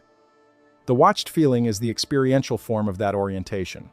What the return period means for these individuals, in the ancient frameworks, is the culmination of the orientation that was built into them. The period of managed, constrained, tethered development ends. The direct contact that was withdrawn becomes available again. The channel that was running at low level throughout the managed period comes fully online. The individuals who have been cultivating the channel throughout their lives, who have been working with the watched feeling rather than suppressing it, who have developed a conscious relationship with what attends them through the modification, are the ones who will be most prepared for this. The ones who spent their lives in the clinical framework, trying to reduce the watched feeling as a symptom, will experience the intensification of the channel differently. Not necessarily worse, but differently. The contrast between the low-level background hum they have been managing and the full activation of the channel will be more abrupt and more disorienting. This is the esoteric meaning behind the tradition's consistent description of the end times, or more accurately, the end of the managed period, as a time of both great revelation and great difficulty. The revelation is available to everyone. The difficulty is the difficulty of integrating a level of awareness that most people have spent their lives either suppressing or ignoring. The preparation is in the relationship to the modification, in whether you have been treating it as a problem or as a gift. This is not a claim about apocalypse. The ancient frameworks do not describe the return period as the end of everything. They describe it as the end of a specific configuration of things, the managed human project operating under conditions of limited access to the larger context. The end of that configuration is the beginning of something else, something that the texts describe with varying degrees of specificity, but that consistently involves human beings in something like conscious partnership with the intelligences that have been attending to them throughout the managed period. The Gnostic texts describe it as the return of the pneuma from its imprisonment in matter. The Vedic texts describe it as the beginning of a new Satya Yuga. The Anunnaki texts describe it as the judgment and renewal of the earth. The indigenous traditions describe it as the return of the ancestors and the restoration of the original relationship between humans and the sky people. All of these traditions, and it is significant that there are so many of them and that they are so consistent, describe the people who will be most ready for the return as the people who have been in relationship with the attending intelligence throughout the managed period, the people who have taken the watched feeling seriously, the people who have not been able to turn it off and who eventually stopped trying. The channel was never a problem. The channel was the preparation. And the modification that makes certain humans feel watched throughout their lives is not, finally, about surveillance. It is not about control. It is not about the Enlil administrative function of tracking earthly administrators. It is about relationship. The watched feeling is the perceptual experience of a relationship that was built into the architecture of certain human beings from the beginning of the human project. A relationship with intelligence that exceeds the human scale. Intelligence that has been attending to these specific individuals throughout their lives, not as an administrator monitors a managed resource, but as one being attends to another with whom it has an ongoing investment. What is the relationship for? The texts do not agree on every detail. The Enki framework says it is for the development of human consciousness toward the level of the Anunnaki themselves. The Gnostic framework says it is for the liberation of the divine spark from its material imprisonment. The shamanic framework says it is for the maintenance of the channel between human and non-human intelligence that keeps the larger project of consciousness development alive through the managed period. All of these are different descriptions of the same thing, a relationship between human beings with a specific perceptual modification and non-human intelligence that uses that modification as a channel, a tether, a point of ongoing connection across the separation of the managed period. This is what the Sumerian tablet describes. This is what 6,000 years of preserved clay records are saying to anyone who will read them carefully and take them seriously. Certain humans feel watched their whole lives. The tablet names why. This documentary has been building a case, layer by layer, for a specific interpretation of specific ancient texts and their relationship to a specific human experience. The case is internally coherent. The cross-cultural evidence is genuinely striking. The details of the Sumerian tablet align with human phenomenology in ways that are difficult to dismiss entirely. But intellectual honesty requires taking the strongest counter-arguments seriously, and there are strong counter-arguments. The strongest counter-argument is not that the Sumerian tablets are unimportant or that the ancient astronaut interpretation has no evidence. The strongest counter-argument is about the nature of evidence itself and about the difference between interpretation and data. The tablets exist, the translations exist. The cross-cultural evidence of the watched feeling across human traditions exists. These are data points. What this documentary has been doing is weaving those data points into an interpretive narrative, a story that makes a specific kind of sense of them. But data points can be woven into many different interpretive narratives, and the existence of a coherent narrative is not proof that the narrative is correct. The mainstream narrative for the same data points goes like this. Humans invented gods because humans are meaning-making creatures who cannot tolerate the idea of a universe without purpose or intelligence behind it. The gods they invented reflected their own social structures, which is why the Anunnaki argued and held council meetings and had labor disputes. They were projections of human social experience onto a cosmological canvas. The watched feeling that certain humans experience reflects the neurology of a highly social species that evolved in an environment where being observed by other humans was a matter of survival. The cross-cultural consistency of mystical experiences reflects not a common source, but a common neurological substrate. All humans have the same brain, and the same brain produces similar experiences when subjected to similar conditions. The ancient texts that describe beings watching humanity are mythology, not history, and reading them as history is a category error that produces compelling-sounding nonsense. This narrative is coherent. It fits the data. It is consistent with the assumptions of the naturalistic worldview that currently dominates scientific thinking, and it is not obviously wrong in the way that a factual error is obviously wrong. The ancient astronaut interpretation is also coherent. It also fits the data. It is consistent with a different set of assumptions about what is possible, what kinds of beings might exist, and what the ancient record is actually saying. And it is not obviously right in the way that an empirically verified fact is obviously right. What we are dealing with, in the most honest framing, is two interpretive frameworks applied to the same data set, producing different readings, with no currently available tool that can definitively determine which reading is correct. This is uncomfortable for people who want certainty, but it is the honest situation. What can be said with more confidence? The tablets do describe the creation of humanity by beings the Sumerians called the Anunnaki. The tablets do describe those beings as coming from the sky.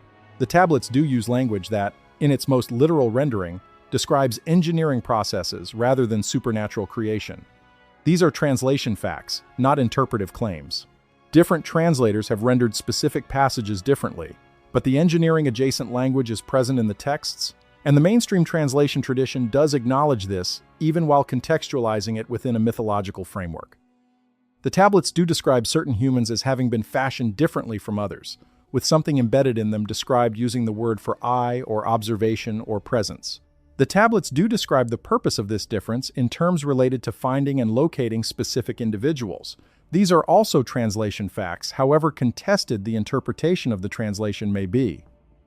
The watched feeling is real, in the sense that large numbers of people report it, that it has cross-cultural parallels, that it is experientially distinct from ordinary social anxiety, and that it persists in many individuals across widely varying life circumstances, including those that should, on the social anxiety model, produce no trigger for the experience. This is a phenomenological fact. The cross-cultural consistency of descriptions of the watched feeling across traditions that developed independently is real. It requires explanation. The mainstream explanation is neurological convergence. The alternative explanation is a common source. Both are possible. Neither is proven. The sleep paralysis data showing that the core experience of the intruder type is the felt sense of non-human observation rather than visual hallucination is real neuroscience data, whatever its interpretation. The parapsychology data showing statistically significant physiological responses to being observed at a distance, and the correlation between thin mental boundaries and anomalous cognition performance are real data from real studies, whatever their interpretation. All of this is the evidence base. The interpretation of that evidence base is where the frameworks diverge. What can be said about the quality of the alternative interpretation, the ancient astronaut framework, relative to the mainstream? The alternative interpretation has the advantage of taking the ancient texts at face value rather than translating them into mythology before they have been evaluated. Taking ancient texts at face value is a legitimate historical methodology. It is how we approach the reports of ancient historians. We do not automatically assume that when Thucydides describes a battle, he is describing a mythological event.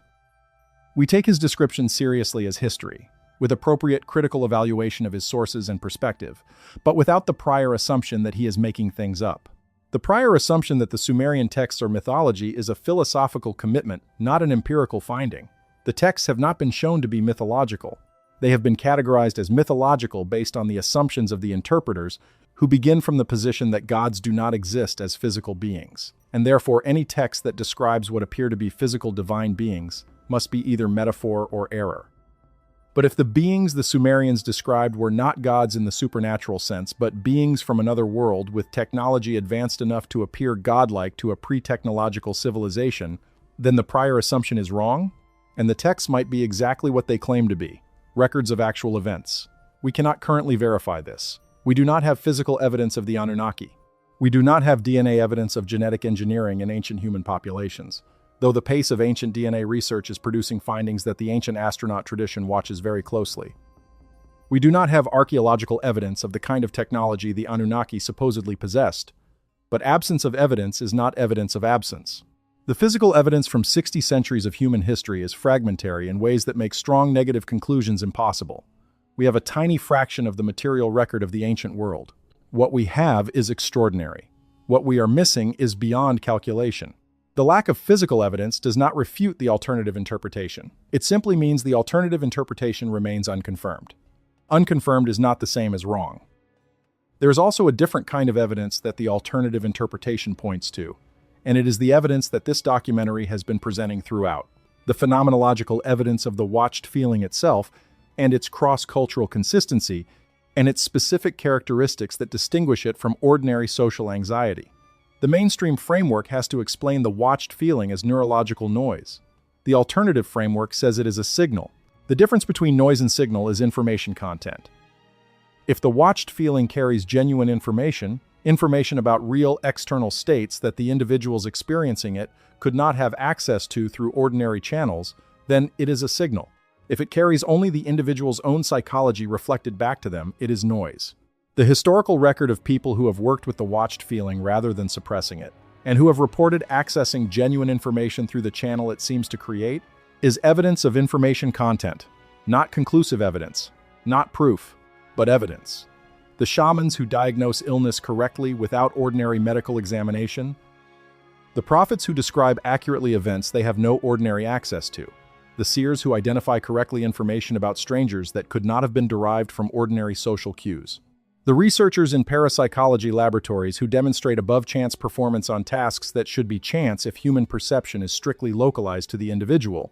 All of these are evidence of information content in the channel that the watched feeling may represent. All of this evidence is contested. All of it can be explained away by critics with sufficient methodological rigor if sufficient methodological rigor is applied with the prior commitment that the information must have been generated internally rather than received externally. The prior commitment is the filter that controls what counts as evidence and what does not. This documentary is not asking you to abandon critical thinking. It is asking you to apply critical thinking to the framework, as well as to the data within the framework. The naturalistic framework that dismisses the ancient astronaut interpretation as pseudoscience is not itself empirically proven. It is a philosophical commitment. It has been productive. It has generated enormous scientific knowledge. But it is not the only possible framework for understanding what the ancient texts say and what the human experience of being watched means. The watched feeling that certain humans carry their whole lives is real. It has been documented across cultures for as long as cultures have existed. The Sumerian tablets describe it and name its source. Whether the naming is literal or metaphorical, whether the source is real external beings or a natural property of consciousness that the ancient Sumerians personified as beings, the description is accurate. It describes exactly what people experience. That accuracy, that 6,000-year-old description matching the present-day phenomenology precisely, is at minimum remarkable. It points to a knowledge that was held by the oldest civilization we know of, a knowledge that was preserved in clay despite everything that history has done to erase it, a knowledge that remains available to anyone willing to look at the primary sources and take them seriously. The knowledge is this: certain humans feel watched their whole lives because they were built to be aware of the watching. The watching is real. Its nature and origin are still, in the most literal sense, open questions. But the experience itself, and the ancient tradition that explains it, are not pathological, not delusional, and not meaningless. They are, in the oldest human word for this kind of knowing, a record. A record that was pressed into clay by hands that are dust, in a language that was lost for millennia and only partially recovered, by a civilization that knew something profound about what certain human beings are and why they experience what they experience. We are still learning to read it. The history of people who have studied this material seriously, who have dedicated significant portions of their lives to understanding the relationship between the ancient texts and the human experience they seem to describe, is a history worth knowing in its own right, because it is not primarily a history of fringe thinkers operating outside legitimate inquiry. It is, when you look at it carefully, a history of researchers who worked in serious institutional contexts, whose work was taken seriously until it arrived at conclusions that the mainstream framework could not accommodate, and who then faced the specific kind of professional and social consequences that result from following evidence to uncomfortable conclusions. Zecharia Sitchin is the most famous name in this history, and he is in many ways its most controversial figure. Sitchin was not an academic Assyriologist. He was a linguist who trained in economics, and who taught himself to read Sumerian, Akkadian, and other ancient Semitic languages in addition to his professional language training. His translations of key Sumerian texts were, by his own account, more literal than standard academic translations, less filtered through the mythological interpretive lens that academic Assyriology applies before translation begins. The academic community's response to Sitchin has been almost uniformly negative, and the negativity has focused primarily on his linguistic claims. Scholars who read Sumerian fluently have identified specific translation errors in his work, places where his rendering of specific terms is either unusual or simply incorrect. These errors are real. They have been documented. They weaken specific arguments in Sitchin's broader case. But they do not touch the broader case.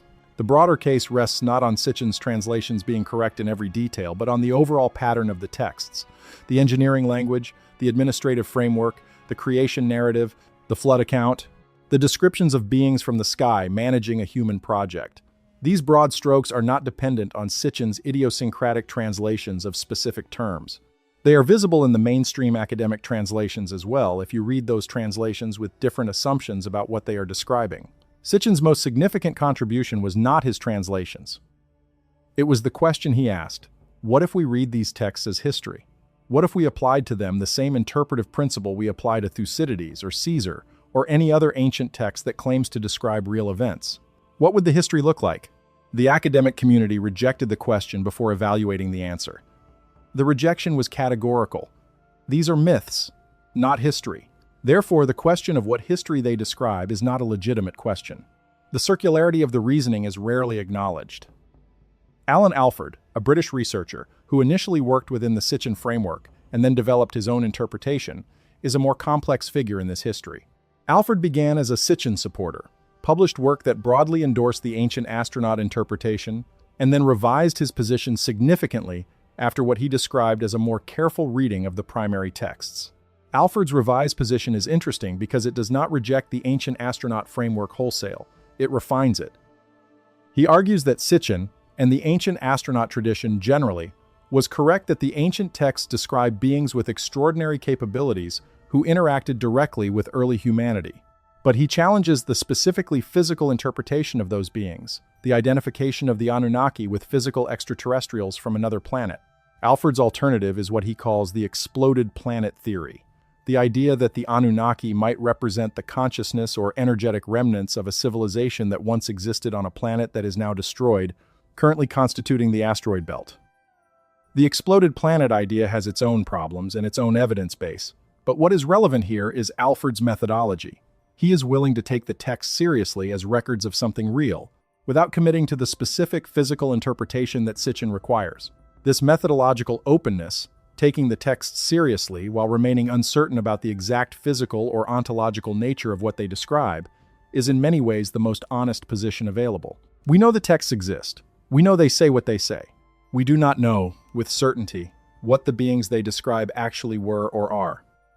The Sumerian scribes were doing their best to describe something in the vocabulary available to them, and the limitations of their vocabulary should make us humble about our ability to determine, from their description, the exact nature of what they were describing. Anton Parks is a French researcher who claims direct access to information about the Anunnaki through what he describes as spontaneous memory activation, the experience of accessing information that he did not acquire through ordinary learning but that corresponds with remarkable accuracy to Sumerian textual sources he subsequently investigated. Parks's work is deeply controversial, and his methodology, if it can be called that, is not scientifically reproducible. But the information he presents, and its correspondence with both the Sumerian texts and with experiences reported by people who carry the watched feeling, is extraordinary enough to note even if its epistemological status is deeply problematic. Parks describes the Anunnaki political structure, the Enlil-Enki conflict, the specific technical nature of the human creation project, and the modification of certain humans in terms that align closely with what the most careful reading of the Sumerian texts produces. If his information is fabricated or rationalized from the texts he later read, the fabrication is extraordinarily precise. If it is genuine memory access of some kind, the implications are staggering. The most interesting thing about Parks's account, for our purposes, is his description of the modification from the inside.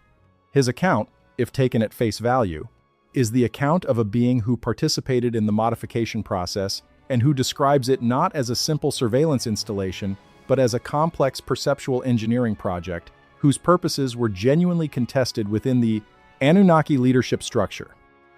The Enlil faction, in Parks's account, wanted the modification to serve purely administrative functions: tracking, accountability, management. The Enki faction wanted to build into the modification a capacity that would allow the modified humans to eventually access the full channel, to graduate from being tracked through the modification to using the modification as a genuine two-way communication channel with Enki and those aligned with him. The compromise between these factions, if Parks's account has any validity, was that the modification was installed with both capabilities. The tracking function operates continuously and serves Enlil's administrative purposes. The communication function is latent, requiring activation through specific practices or life experiences. The activation is not guaranteed. Many individuals carry the modification without ever accessing the communication function. They feel watched throughout their lives, and the watching remains an unresolved discomfort rather than a functional relationship. Those who do access the communication function do so through routes that the Enki faction reportedly built into the human experience as potential triggers. The shamanic illness and the shamanic training tradition were, in Parks's account, Enki faction interventions in the human cultural program, designed to create institutional contexts in which the modification could be identified and activated in the individuals who carried it most strongly. The prophetic tradition was another such intervention, the recruitment, directly by Enki faction Anunnaki communicating through the channel, of individuals in whom the communication function had spontaneously activated, and the direction of those individuals towards specific tasks in the human world. The mystical traditions across cultures in Parks's framework are the accumulated wisdom of individuals who had accessed the communication function and who developed practices, primarily based on welcoming and cultivating the watched feeling rather than suppressing it, that made the communication function more reliably accessible. Parks's account is, in the strictest epistemological sense, unverifiable. We cannot confirm or deny his claimed memories. But his framework for understanding the modification is consistent with the textual evidence, with the cross-cultural phenomenological evidence, and with the accounts of people across history who have worked with the watched feeling as a channel rather than a problem. And it suggests a reading of the modification that is neither purely administrative nor purely spiritual, but both. The Enlil function is real. Certain humans are tracked. The Enki function is also real. The tracking is simultaneously a channel. The watched feeling is both surveillance and invitation, both the administrator's tool and the ally's communication. The individuals who carry the modification do not have to choose between these interpretations at the level of belief. They can choose, at the practical level, which function to cultivate. Resisting and suppressing the watched feeling keeps it as surveillance, as the feeling of being managed, as an uncomfortable background presence that serves someone else's administrative purposes. Welcoming and developing the watched feeling opens the second channel, the one the Enki faction built into the modification, the one that allows the watched feeling to become something richer, a relationship, a source of information, a tether to an intelligence that has been alongside these specific humans since before their birth, attending to their development, waiting with what can only be described as patience for them to notice the channel and begin to use it. The scholars and researchers who have taken this seriously, from Kramer's careful translations to Sitchin's controversial interpretations, to Alfred's refinements to Parks's extraordinary claims, have been doing the same thing from different directions, trying to understand what the oldest human records are actually saying about the nature of certain human beings and the nature of the intelligence that attends to them. The scholarly community has not been kind to this project. The social costs of taking these questions seriously within academic culture are significant. Careers have been affected. Reputations have been damaged. Papers have been rejected not because their methods were poor, but because their conclusions were unacceptable within the framework of assumptions that governs academic production. But the texts are still there. The phenomenology is still real. The people who feel watched are still feeling it. And the oldest records we have are still saying, in clay that has survived 6,000 years of everything history can do to it, that certain humans were built with the eyes of the gods placed within them, so that the great ones above might always find them and know where in the world they walked. The suppression of this knowledge has not succeeded in making it untrue. It has only succeeded in making it unknown, and unknown is very different from untrue. We have come a long way from the simple description that began this documentary, a feeling, the persistent sense of being watched. The thing that most people experience occasionally, and some people experience their whole lives, as a background condition of consciousness, rather than a triggered response to circumstances. We began there because that is where the truth begins. Not in the ancient texts, though the ancient texts carry the knowledge. Not in the cosmological framework, though the framework provides the context. In the simple, specific, private experience of human beings who cannot explain what they feel but who feel it clearly. The Sumerian tablet is clay. The Anunnaki are names on clay. The framework is interpretation, but the experience is undeniable. It is the one thing in this entire documentary that requires no interpretation, no translation, no scholarly apparatus to access. If you feel it, you know exactly what we are talking about. If you do not feel it, you can understand what we are describing, but you cannot know it in the way the ones who feel it know it. This documentary has been, at its deepest level, addressed to the ones who feel it. Not to persuade you of any specific claim about Sumerian history, or the physical reality of the Anunnaki, or the specific mechanism by which the modification was installed or is transmitted. Those are interesting questions, and this documentary has offered its interpretation of the available evidence. But the interpretation is not the point. The point is this: what you feel has a tradition behind it. A very old, very deep, very carefully preserved tradition that takes what you feel seriously, not as a pathology and not as a spiritual delusion, but as a real perceptual event with a real history and a real function. You are not crazy. You are not anxious in a way that requires medication. You are not suffering from an overactive imagination or a narcissistic fantasy that the universe is paying special attention to you. The universe, or something in it, is paying special attention to you. The oldest records we have say so. That is the beginning of the knowledge. The beginning, not the end. Because knowing that the tradition exists and knowing what it says is not the same as knowing what to do with it. And what to do with it is the question that matters most for the quality of your actual daily life. The traditions offer many answers, and they are not all compatible with each other, and this documentary cannot tell you which answer is right for you. What it can do is lay out the terrain. The first thing the traditions consistently say is, stop fighting it. The watched feeling is not going away. It has been there since your earliest memories, and it will be there for the rest of your life. The effort spent trying to reduce it, suppress it, explain it away, or medicate it into background silence is effort spent fighting your own architecture. And fighting your own architecture is an exhausting way to live. The Vedic traditions call this the beginning of the spiritual path, the moment when you stop fighting your experience and start investigating it, not accepting it in the passive sense of giving up. Accepting it in the active sense of turning toward it, allowing it to be fully present, and beginning to understand what it is.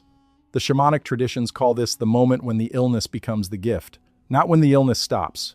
When the meaning of the illness changes, when the disruption of ordinary life that the modification produces is recognized as the modification activating, the channel opening, the perceptual architecture doing what it was built to do.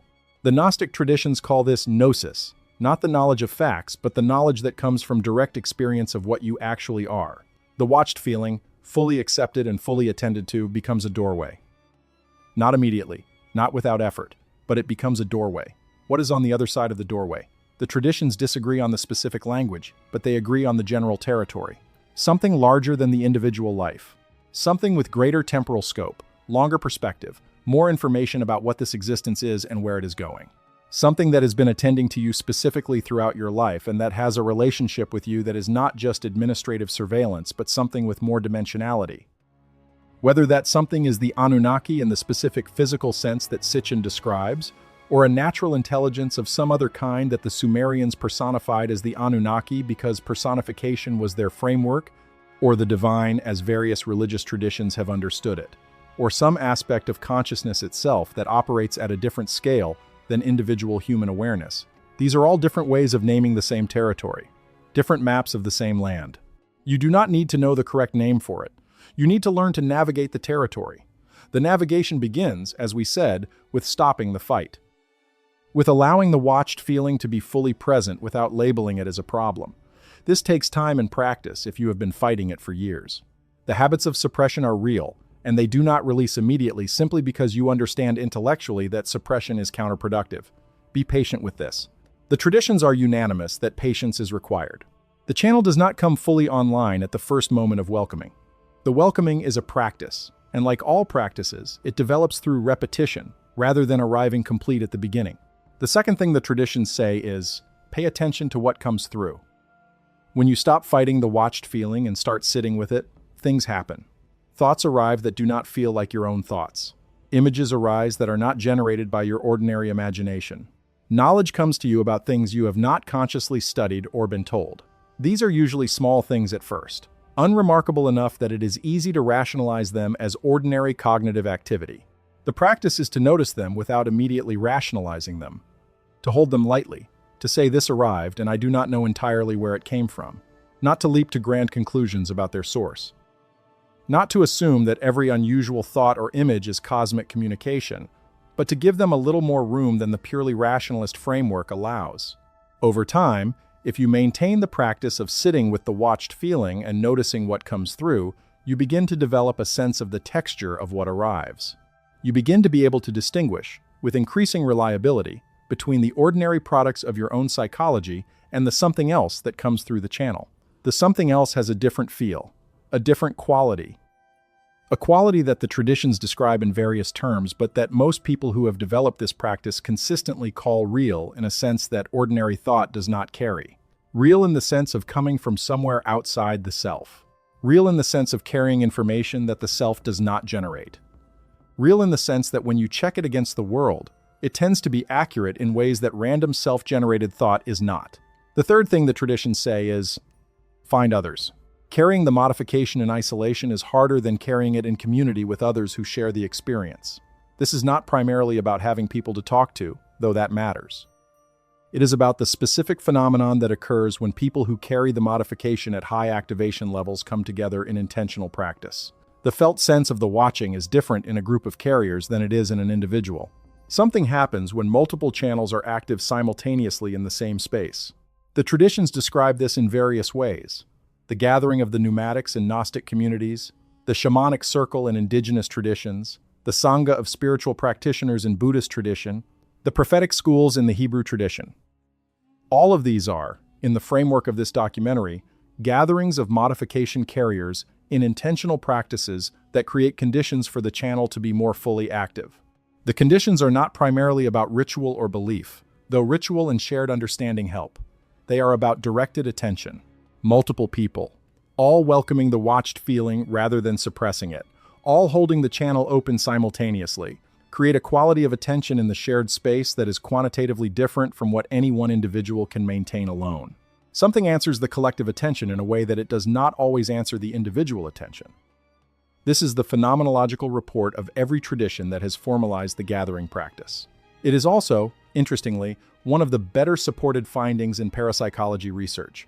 Groups show stronger anomalous cognition effects than individuals, and groups with high concentrations of individuals with thin mental boundaries, which we have established as the psychological marker correlating with modification, show the strongest effects. The modification is a collective phenomenon as much as an individual one.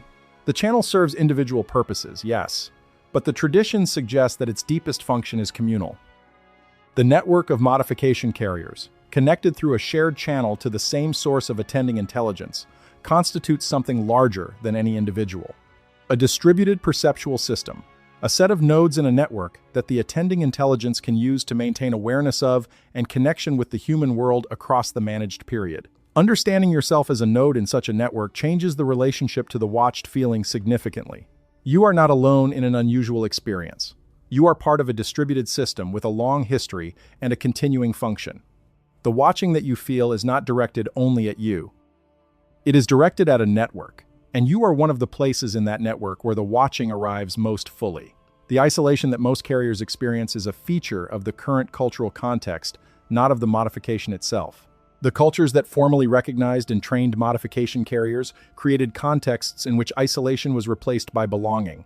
Belonging not just to a social group, but to a function, to a role in a larger project.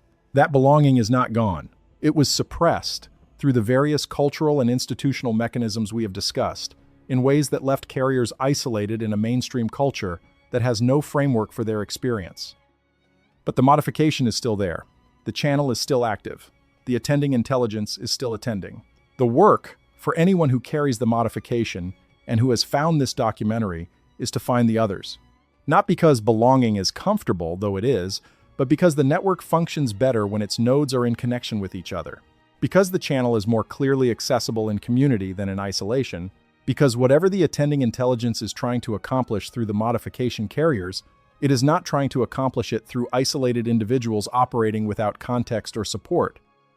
The Sumerian tablet describes the modification as being placed in certain humans so that the great ones above might always find them. But finding is not the end of the story. It is the beginning of contact. Contact requires that the found ones know they are found, and know what finding means, and know how to respond to being found in a way that makes the contact productive rather than just uncomfortable. This documentary has been trying to give you enough of the framework to know what finding means. What it means is that you are carrying something ancient, something that was installed, in whatever sense that word is meaningful, before any of the history you know. Something that has been with you since before your first memory. Something that the oldest human records describe with precision and care. You are not watched because something is wrong with you. You are watched because you were built to be watchable. Because the capacity to register divine or non-human attention was placed in you at a level that makes it your baseline reality, rather than an occasional unusual experience. The tablet names why. You always knew something was there. Something was attending to you specifically, in a way that most people around you were not attended to. Something knew your name before you knew it yourself, was aware of your existence before you were aware of theirs, has been tracking the movement of your life through the world with a quality of attention that most human beings will never direct at anything for more than a few moments. You always knew this. You probably thought it meant something was wrong with you. You probably spent years trying to make it stop, or trying to explain it away, or trying to decide if you were crazy. You are not crazy. The modification is functioning as designed. The great ones above have always found you. The question the tradition has always asked, the question the tablet's knowledge points toward even if the tablet itself does not state it so plainly, is not whether the watching is real. The question is what you do now that you know. The history of the ones who have known, the shamans and the prophets and the seers and the mystics and the rishis and the Gnostic pneumatics and the Lakota Wikasa Wakan and the Yoruba with the strong Ori Inu and all the others across all the cultures and all the centuries who felt what you feel and found a way to use it rather than just endure it. That history is available. The channel is open. The watching is there. The next move, as it has always been, is yours. What the Sumerian tablet says, read in its most literal and most honest form, is that you were built for this. Not for comfort, not for ease, not for the ordinary life in which the universe does not pay particular attention to your specific existence. You were built to be found, to carry the capacity for contact, to be the node through which the attending intelligence maintains its connection to the human world across the long span of the managed period. You were built, in the oldest human language, with the eyes of the gods placed within you, so that the great ones above might always find you and know where in the world you walked. They know. They have always known. They are knowing you right now, in this moment, as you carry the quiet and unshakable and finally explicable awareness that something above you in the hierarchy of what exists is attending to your life. The tablet says you were made this way 6,000 years ago, or earlier, in the time before the flood, in the beginning of the human project that the oldest civilization on Earth recorded in clay and preserved through every attempt to erase it. The record survived. You were supposed to find it. In the spring of 2003, when American and coalition forces moved through Iraq and the ancient city of Babylon was occupied and in some cases damaged by military operations, the world's attention was focused on the political and military dimensions of the conflict. The cultural dimension received less attention, though scholars and archaeologists raised urgent alarms about the looting and destruction of archaeological sites across the country. What received almost no attention at all was a specific set of concerns raised by a small number of researchers who had spent their careers working with Sumerian and Akkadian texts. Their concern was not primarily about the looting of museum objects, though that was devastating. It was about the remaining archives. About the possibility that tablets not yet excavated, tablets still in the ground at sites across southern Iraq, would be disturbed or destroyed before scholars had the opportunity to extract, preserve, and study them.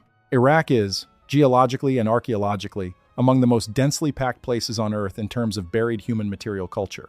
The area around ancient Uruk, the first city, still yields tablets when excavated carefully. Nippur, the religious center of Sumerian civilization, is estimated to contain many thousands of tablets still unexcavated. Lagash, Eridu, Erech. These sites still hold what the ground has preserved for 6,000 years. What is in those tablets? We do not know. We cannot know until they are excavated, preserved, and translated. But given what we already have, given the extraordinary density and variety of the existing corpus, the probability that the unexcavated tablets contain significant information about the Anunnaki project and the human modifications described in the known tablets is high. The conditions in Iraq since 2003 have not been favorable for careful archaeological excavation. The looting of the Iraq Museum in Baghdad, the unauthorized digging at archaeological sites by people seeking objects to sell, the overall security environment that has made systematic scholarly excavation nearly impossible at many sites. These are the conditions under which the remaining record is most vulnerable to permanent loss. If the remaining tablets contain more specific information about the modification, more detailed accounts of the selection criteria, more precise descriptions of the mechanism, more names and more genealogies, and more of the administrative detail that the Anunnaki project apparently generated in abundance, that information may never reach the people who most need it. This is not a conspiracy. It is circumstance. The geopolitical circumstances of the modern Middle East, the economic circumstances that make archaeological preservation less urgent than other priorities, the cultural circumstances that make ancient Mesopotamian artifacts less valuable in the public consciousness than other cultural treasures. These circumstances conspire, without anyone directing them, to keep the remaining record in the ground. And in the ground, it is vulnerable to the next excavation that happens for the wrong reasons, or the next military operation that does not think about what is underfoot, or the next decade of neglect that allows the water table to rise and dissolve clay that has survived intact for 60 centuries. The race to preserve what remains of the Sumerian record is, from the perspective of this documentary, not merely a matter of cultural heritage. It is a matter of information survival. Information about what certain humans are, why they feel what they feel, and what framework has always been available for understanding and working with it. The tablets that have been found and translated give us what this documentary has been built on, enough to establish the pattern, to trace the cross-cultural parallels, to connect the ancient record to the contemporary experience.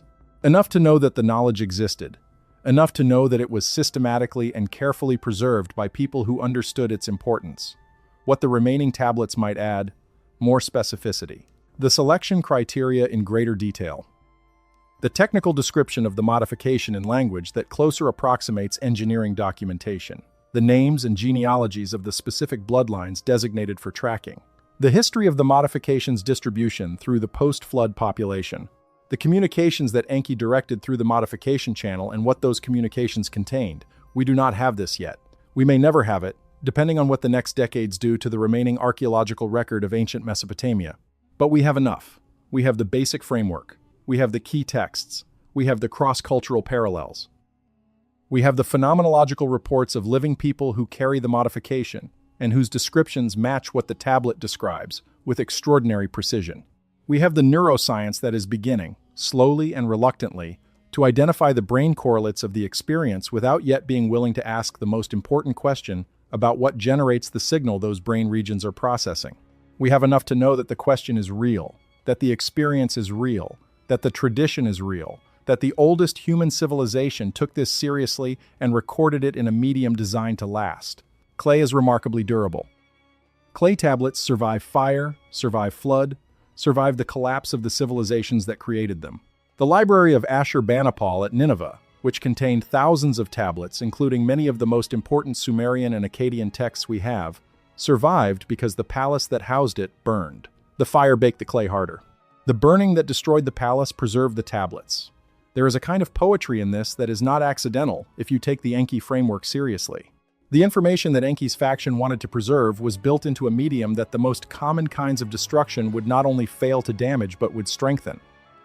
The fire that empires used to erase the records of their predecessors baked the information into permanence. The information about the modification survived everything. It is still here. You found it, or a version of it, in this documentary. Perhaps you found it by searching for an explanation for something you have always felt. Perhaps you found it by following a thread of curiosity about Sumerian history, or ancient astronaut theory, or the neuroscience of the watched feeling. Perhaps you found it because something in you, the modification functioning as it was designed to function, directed your attention here. The last of these possibilities is the one this documentary has been building toward. If the modification includes a communication function as well as a tracking function, if the Enki faction built into the modification a capacity that allows attending intelligence to direct the attention of modification carriers toward information they need, then your finding of this documentary is not random. This is an extraordinary claim, and it should be held with appropriate uncertainty. Not every path that leads to this documentary will have been Enki-directed. Many people will have found it through ordinary algorithmic recommendation, or ordinary word of mouth, or ordinary curiosity. The modification does not override free will or rational search behavior. It operates subtly, as a tendency in the attention, as a slight amplification of certain impulses over others, as the quality of interest that feels slightly different from ordinary interest because something in it seems to come from outside. You will know if that is how you arrived here. If you do not know, you can simply take this as information and evaluate it on its merits, as you would evaluate any other claim about the ancient record or human experience.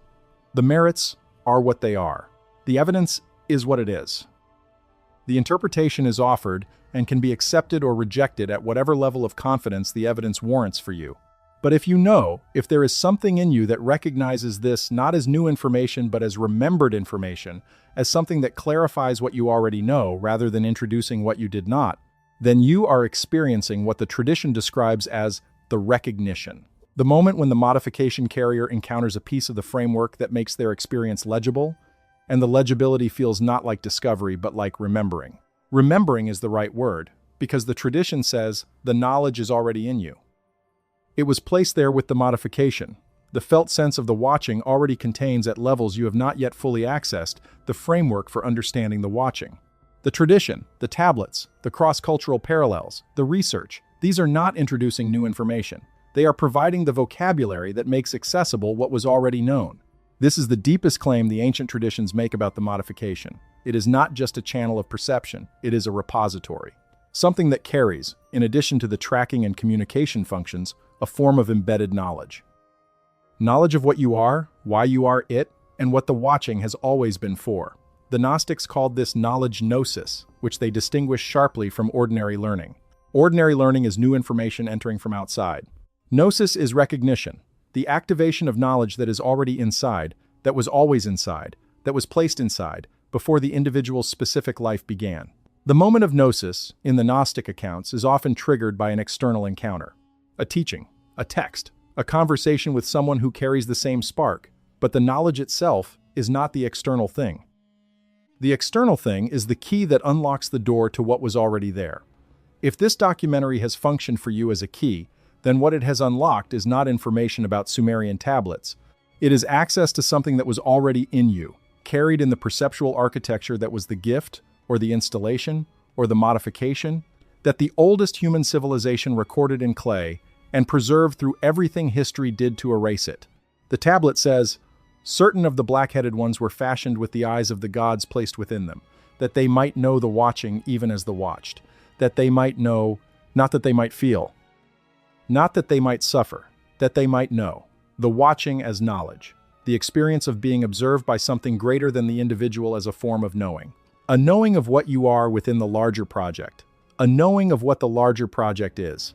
A knowing of what the attending intelligence is, what it wants, what it has always been doing with its sustained awareness of your specific existence. That knowing is available through the channel. The channel is the watched feeling. The watched feeling is not going away. You were made with it. Now you know why. The rest of this, whatever the rest of this turns out to be, is what you do with knowing. There is a library beneath the deserts of southern Iraq. Most of it is still underground. The portion that has been excavated and translated and studied is a fraction of what exists. That fraction contains, among everything else it contains, a record of what you are. The full record waits in the ground. The full knowledge waits in you. Both are still there. Both survived. Both are, in the most ancient and most specific sense of a word that has been with the human race since before it had cities or writing or anything, except the soil and the sky and the felt awareness of something attending to the most specific of its kind. Both are real.